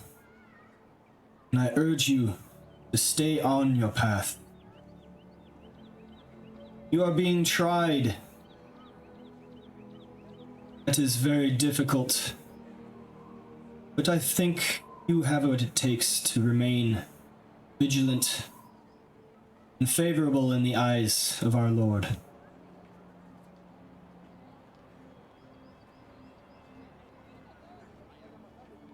He sighs deeply, sneaks a sideways glance at Knot. Like, oh, can we make it, Knot, He kind of smiles at this as Knox himself is kind of like, Then he's kind of smiling in a wise old man smile. Yes, patience is a difficult thing to learn, but I think your rewards in the end will prove well worth the wait. Stay on your path, sons. So he stands up and Andar stands up and he says, there's one last favor I must ask. Is there some place where I can observe Torm's table? Certainly. And as he's kind of talking with you about this, I think In time, the opportunity will come, and then you may exact justice. I think you have plenty justice to bring. He kind of regards you with a measure of respect at your muscles and everything like that. Whoa, now, big boy. Hey. Not like that, not like that.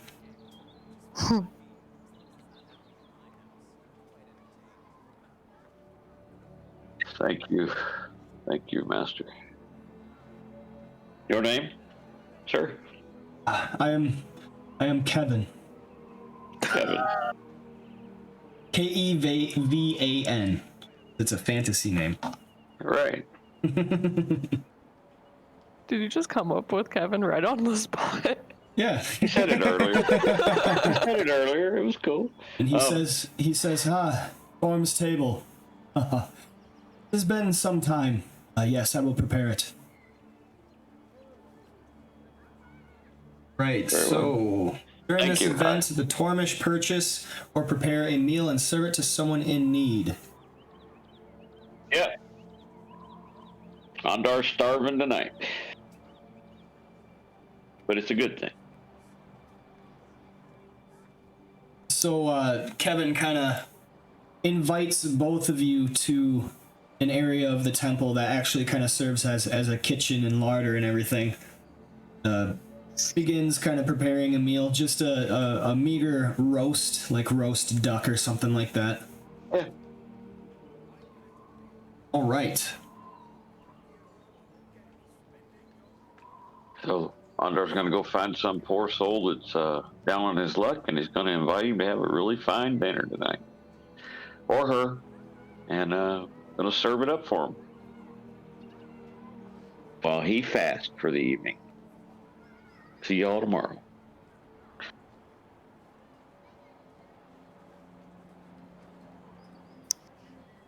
Freddy's just been eating gravel and rocks and mushrooms. He could use a good meal.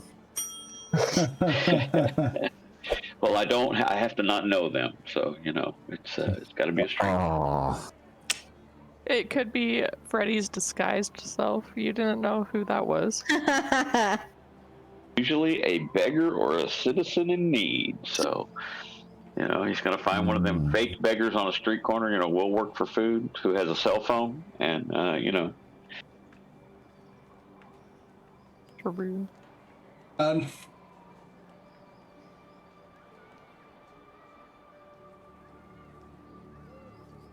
Kevin.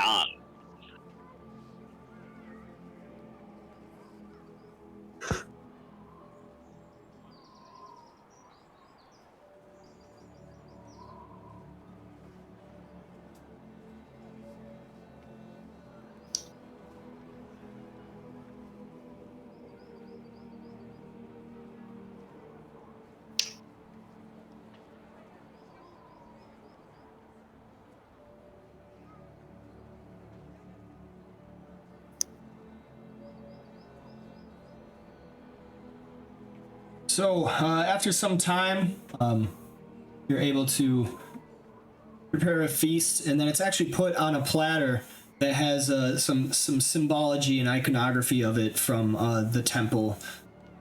It's a large plate. You believe that it's actually like meant for this purpose, and like it's kind of well known that this is a table of Torm kind of thing. And Right. the priest offers it to you to hold, Ondar. He says, "I will wait Yep. here. You find somebody to invite into the temple, and we shall share a meal." Okay. Going out, pretty easy to find somebody down on their luck in this giant metropolis city. Oh, yeah. You do find a man that looks like he's been too used to eating scraps for a long time. Accepts your invitation, joining you and Noct within the temple to complete your Torm's table. Yeah. Enjoy, sir.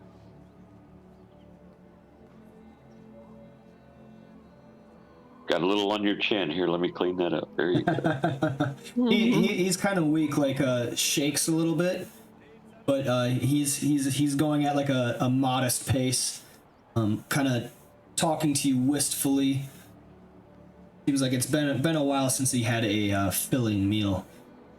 If you like turnips, I hear they're tasty. Here, have some of those, yes.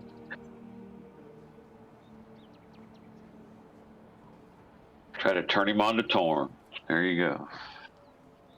Is that why they're called turnips? Because they turn people? Oh my gosh. And then the man kind of allows you to speak to him of Torm, kind of listening to your words about Torm's teachings and this and that.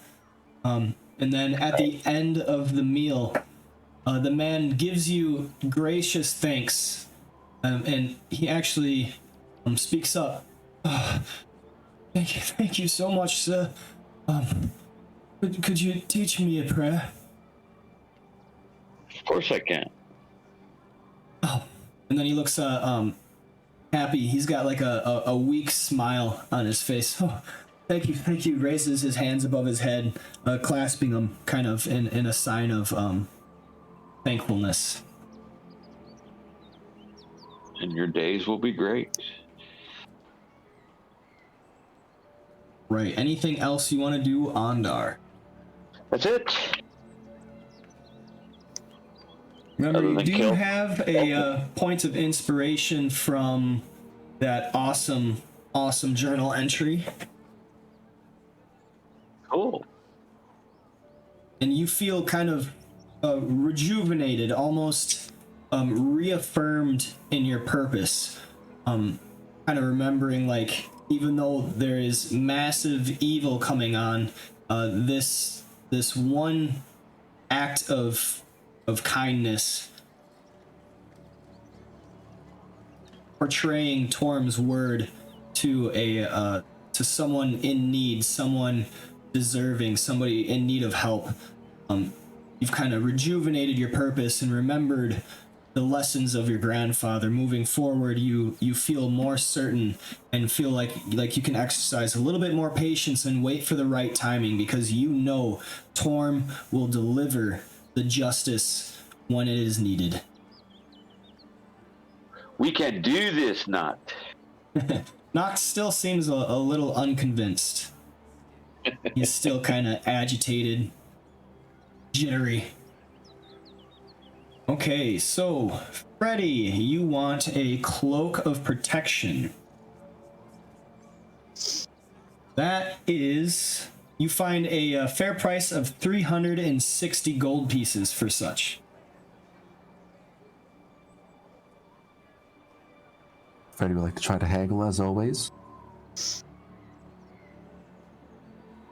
All right. The shopkeeper says, I have about 3 of these. Don't really need to move it along. It's pretty easy to find them in the city. Declining your attempt for a haggle. Alright, 360 it is. Let me try this new fangled money inventory thing. He said 360.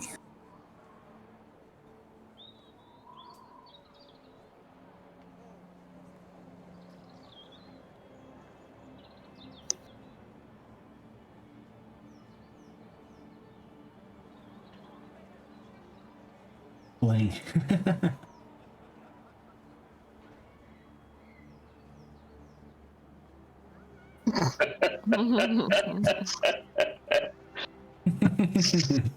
Oh my god. Stripper. Cloak of...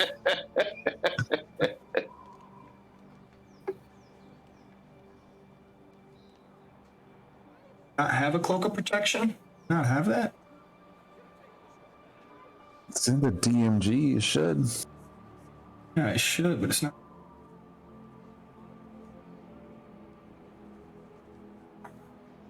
I have ring of protection. I don't have going on there. It's in the discerning merchant's price guide. Yep. Interesting. You, Good. Freddy, don't get a cloak. Oh, I didn't have it loaded. Well, that'll do it. Boy, I don't know how I didn't have the Dungeon Master's Guide.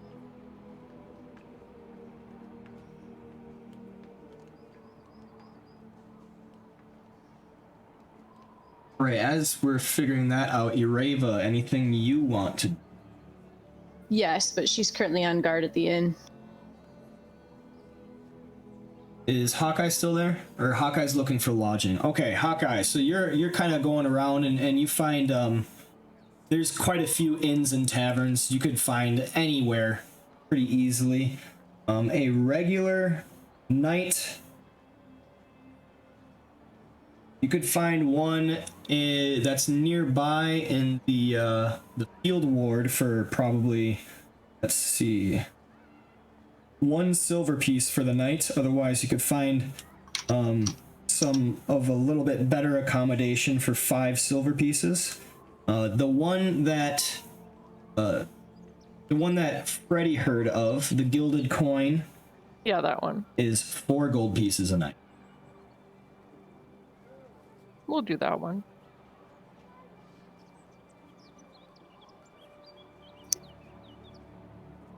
There To we go. keep Cloak of Protection. The 2 big guys away from the other tavern to rip people's heads off.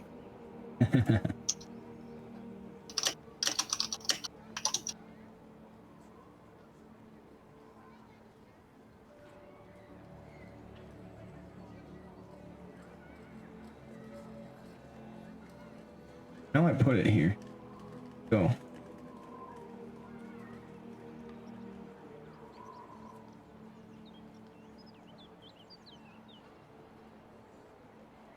Put one in your inventory. I don't know where it went though. There's item. It just says this Oh, cloak. cloak. There we go. Yep, you gotta identify. There we go. Found.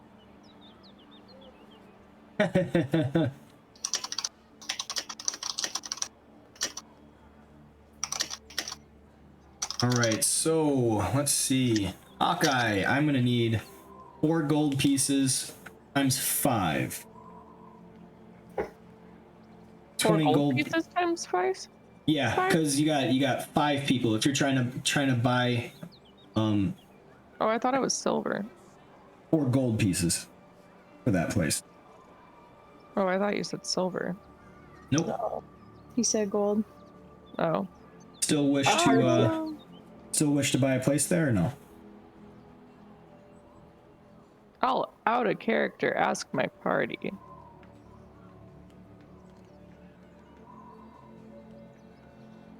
Is that where we wanted to stay?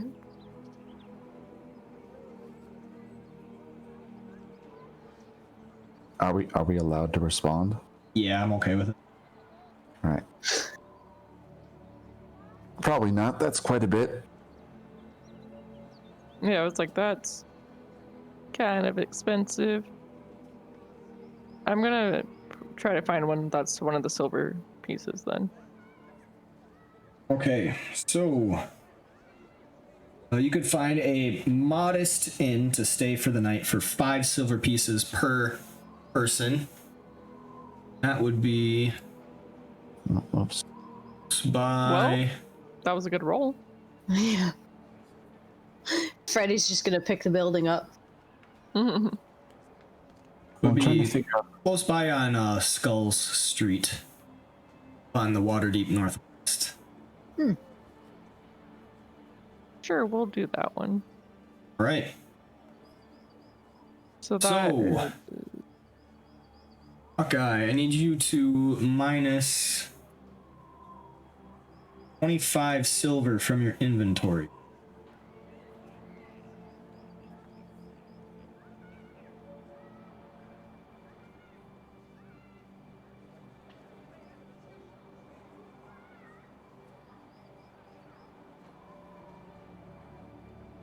You got that? Or Yeah. Okay. Okay, and then There you go. House for boys and girls. Okay. So Hawkeye, I would think you probably go back to talk to Ireva, because I know Ireva's got some business she wants to take care of. yeah, You stand watch. Okay. So the entire time, Ireva, The cultists are kind of milling about, mostly inside the inn, drinking, as well as there's a few kind of standing watch over their wagons, kind of looking at people walking by. You've gotten yourself to a vantage point where you can keep watch, but it's very hard to notice that you are there. Hawkeye comes up to you, and you guys may exchange if you wish. Hey yo, I got us a place to stay. Greetings, Hawkeye. Excellence. Hopefully, we didn't have to spend too much of our newly earned money on it. I mean, I spent 25 silver pieces. Oh, well, let me give you my share.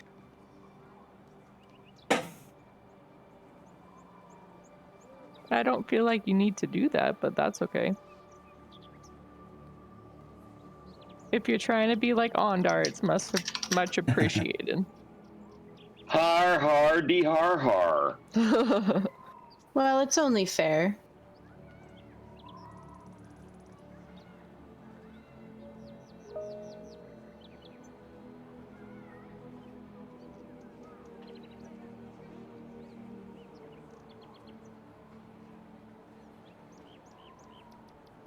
Well, thank you. Of course. Would you mind taking over my spot for some time? As much as I don't like the city, there are a couple of these amulets that we picked up in the caves before, and she'll pull them out and show Hawkeye. I believe if I find a collector, they may be worth a little bit of gold, and I'd like to pick up some bracers for myself. I have an amulet too. I have some things that I could sell if you would like to sell them for me while I watch. I can definitely try to do that if you'd like me to. All right. And then I also have something here for you. And then I'll like hold out the spider venom gland, but carefully because I don't know if I can poison myself with that. I don't know how much of use this would be, but I thought it would be good for your arrows from the spiders that we had back there. That may come in handy someday. Thank you. All right, and then what I want to sell is this bone amulet, the scimitar sling. I don't think I need really any of those. I don't think I need the mess kit. I don't think I need the hunting trap either, because I have good berry.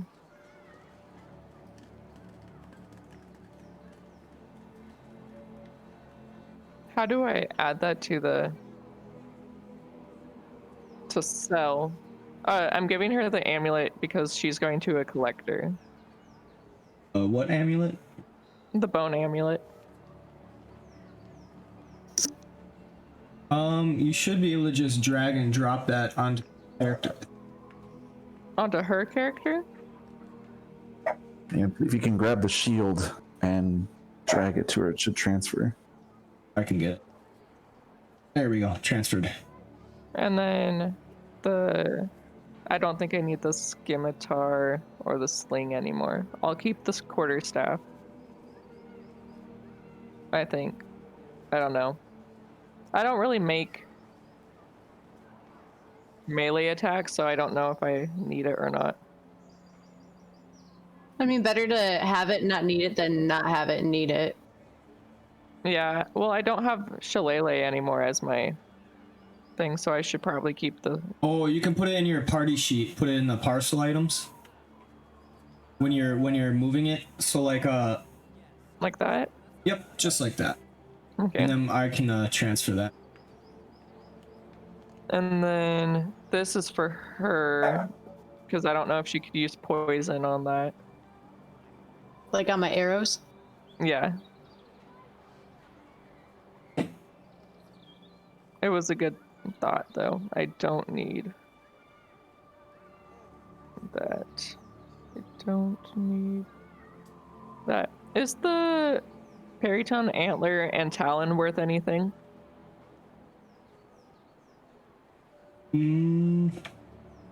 Everything's Periton, worth something. Periton antler, maybe.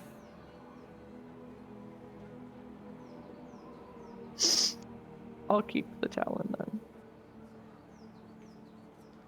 And then I'll get rid of my quarterstaff because I have a regular staff that's just like what I wanted in my thing that's not. And then I'll keep the scimitar, I believe. That makes... Yeah. Just in case. I don't think I need any... I don't think I need to sell anything else. Yeah, okay. I think that's it.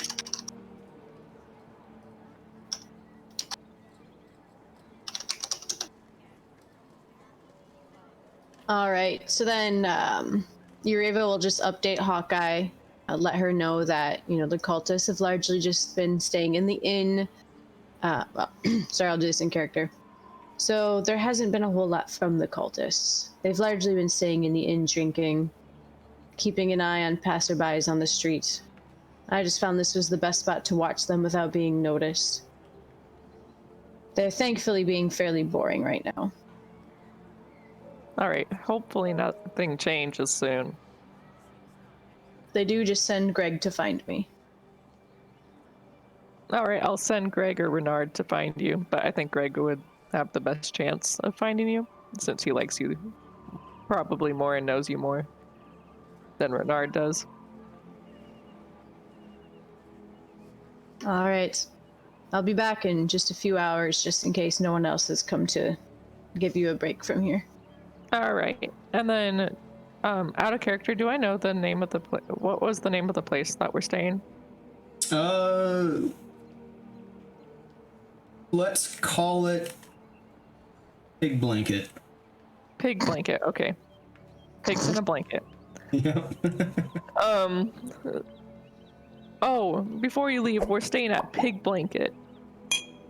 I know it's kind of funny, pigs in a blanket. What are pigs in a blanket? You know, pigs in a blanket. Have you never seen a pig in a blanket? Why would a pig need a blanket? You say strange things, my friend. It could get cold outside, you don't know. Alright. Well, I want to get this shopping over with. Hopefully I can move these and get some more gold for ourselves and just get what I need, and then I'll be back. I'm not looking forward to this. Alright. I can I don't imagine know. her walking down the street. Don't touch me. That's Yeah. Nobody respects your personal boundaries. Yeah. She's gonna be in a bad mood tonight. I think I'll do my shopping, like, quote unquote, the next day. Okay. Alright, So I have with more time that- to figure out what I want. So with that, Ureva will take her leave. And the first place is I want to look for a collector. I have the bone amulet that she sent me, and a soapstone amulet and wooden amulet. So I want to try and find a artistic oddity collector. All right, walking around. Let's see. Please make me an investigation check. All right. Oh, come on. All right, you are used to the wilds. You are not used to the city. This is almost kind of disorienting you with how many people are running about and bustling about. You find some buildings that look like they might serve that purpose. All right. I'd like to either find someone to buy them or find someone selling the bracers of archery. So I'm looking for either like one of those right now. All right, so you kind of just walk into a building, and you see there's a few people about looking at stuff, and there's one person haggling with someone behind a counter. As you look around, you see there are some odd items about. I think maybe you'd be able to sell some random stuff here. oddities and such. All right. So I take a look at them, kind of compare these oddities to what I hold in my own inventory, and then I'll walk up to the one behind the counter, as I would have no way of knowing otherwise that they work here. All right, so you kind of walk up. All right, 5 silver pence. Deal. Just a minute. Kind of grabs what the other person was holding and drops some coins into his palm, and then puts it behind the counter, kind of down underneath something where you see there's a few items that have been stored, probably that he's been exchanging and everything. Comes back. All right. You got something to sell, or you looking to buy? Possibly a little bit of both. But first, I'd like to see if you have any interest in these 3 unique pieces. And I'll pull out the wooden, soapstone, and bone amulet and show them to him. He looks at them, kind of grabs and moves them, eyeing them up and everything. Let's see. Got the bone amulet. Mm-hmm.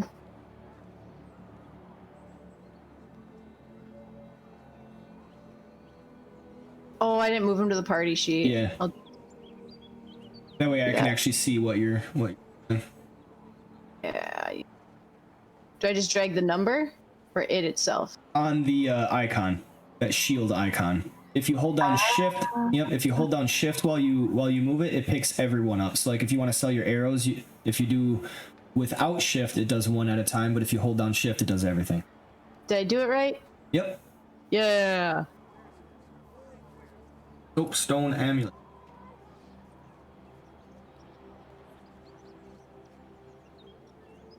All right. So he looks at them and he kind of seems uninterested at most in some of them, but he looks at the soapstone amulet and he's like, "Oh, this is interesting. Where'd you find it?" On my adventures. Oh, I'm sure. Let's see. What are you looking to sell them for? What would you be interested in offering for it?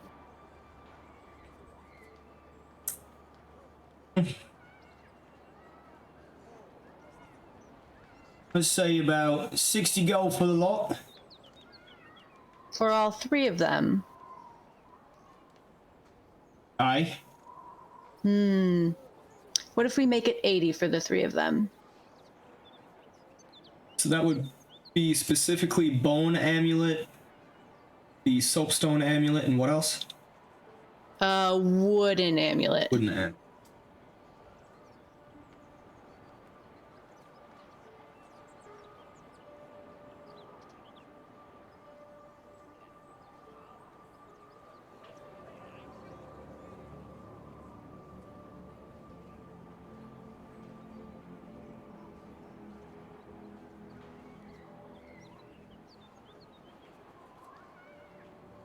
You want to sell them for how much? 80. 80. He looks you with a smiling eye and shakes out his hand. Deal. Wonderful. And I return the handshake. Right. And do you know where I may find some weaponry? I'm looking for bracers. What kind of braces? Magical braces or just regular? I'm looking for bracers of archery specific. Ah, you want to go to Stevens? He's just down the street over to the right, about 2 blocks. Wonderful. I appreciate your business and your help. And I just quickly nod and exit. Right. And I also would like the money that I got, just like split it with the party. I don't know if you want me to do that now or later. Oh, we can do that later because I added the 80 to your inventory. Okay.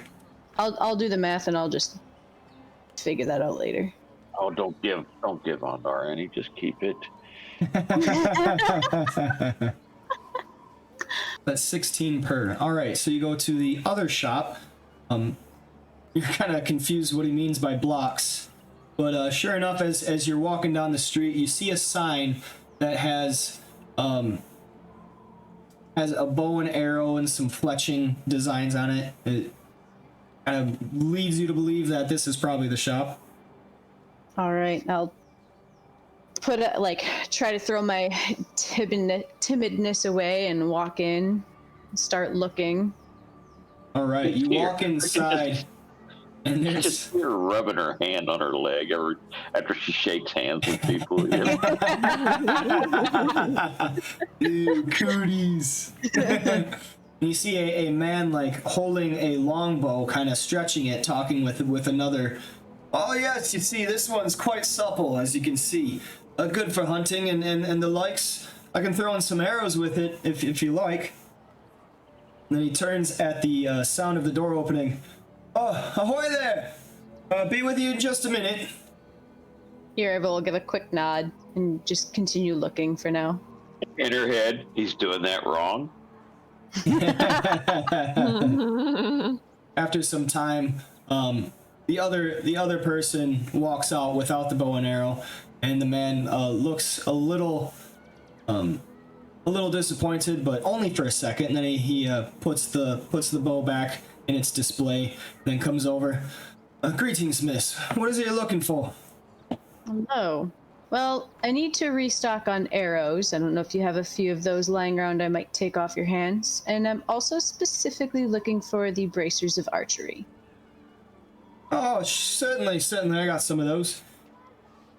He goes in to an area kind of further away from the front of the door, where there's some items in cases and everything, glass cases on top. And there's like felt lining inside. And then he turns back to see you. Oh, come on, follow me. He waves you over. I kind of look around and follow him, but keeping my eyes open. All not right. trusting anywhere. As you get closer to him, looking around, you see things are kind of getting more intricately designed in a better make. You see some bows and arrows that remind you of the workmanship that you grew accustomed to as a kid from the elves, and that kind of piques your interest. Like, how does he have elven bows here and everything? And even so, moving up, he points you to a display case and opens it up from a lock and takes out some bracers and says, you got these right here. Go ahead, try them on. All right, and she does get a little bit excited, and with some energy, she'll put each one on her arms. As you do, you kind of feel the magic kind of seep into you. It is a gentle kind of warming sensation. And that smile spreads across her face and says, "Yes, these are quite fine. How much would you part with these for?" Let's see. Those run you about 315 gold. Would you part with them for 300? Got anything else you looking to buy or sell? I might be able to do that. Well, I do need some arrows. I don't have a whole lot else on me to sell. You could sell mine. If you have another weapon, I may be willing to replace some of my short swords with a rapier. Rapier? I don't really carry many blades. I'm more of the into the archery, and I carry a lot of ranged weapons. I understand. Why don't you show me one of your basic longbows? Okay, right over there. Basic longbows. I have a few lengths and everything, and he shows you a couple different ones. You find one that's quite to your fitting, telling you it'll run you 45 gold pieces. All right. So with 9 arrows, this longbow, and the bracers, what can we work out? How much is arrows? 5 copper.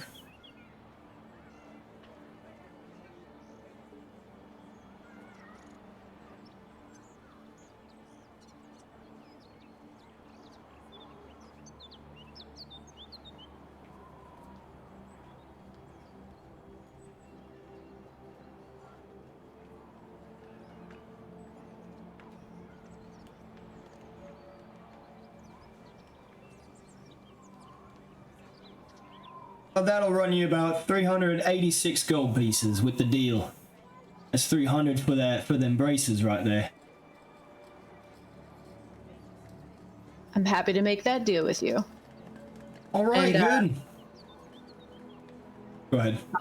I was say, and I'll hold out my right arm to shake his hand, and my eyes can't help but, go to the bracer on her arm now. So we will get you those bracers of archery. How much did you say it was? It was 315, but you made a deal for 300 for a little bit more of a bargain. Oh, So for all in total 386. Okay. Oh, you're doing it. Oh, I can see you typing it for me. Yep. That's crazy. There we go. I don't know why I'm so mind blown. Did I give Ureva my Oh wait, shoot, stuff that to wasn't sell? right. Hold up. 386 is not right. It's 345 and some change for the copper. 5 and then 41 copper pieces. There we go. Sorry, what was that, Hawkeye? I was asking if I gave Ureva my stuff to sell. Like the weapons. You did. They're in the party sheet. Okay. Did you Okay. want to sell those too? You could probably Yes. sell the hunting trap. I forgot that she gave those to me. I Yes, tried to do the whisper. Yeah, we'll sell those. Right, 27 silver pieces, 2 gold pieces. Do that among the party.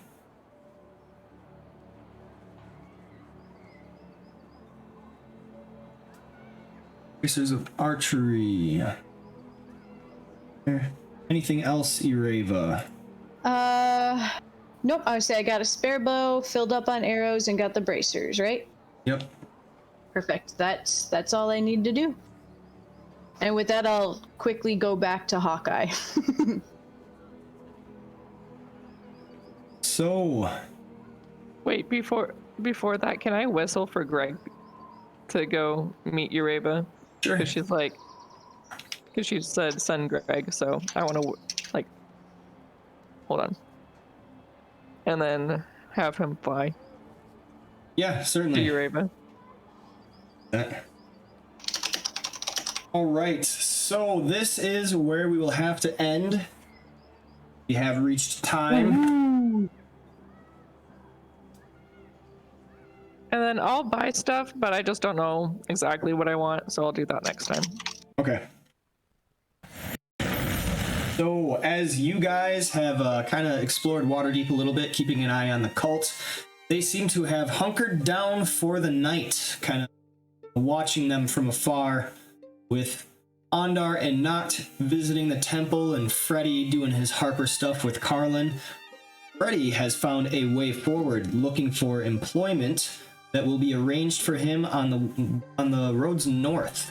So we will join again next time, next Monday, same time, 10 a.m. Central Standard, where we will rejoin once again, see exactly how we move forth north of Waterdeep. Yay. Yay! Thank you guys for joining me once again. We'll see you next time. Roger Dodger. Hopefully John will be. Yeah, I hope so.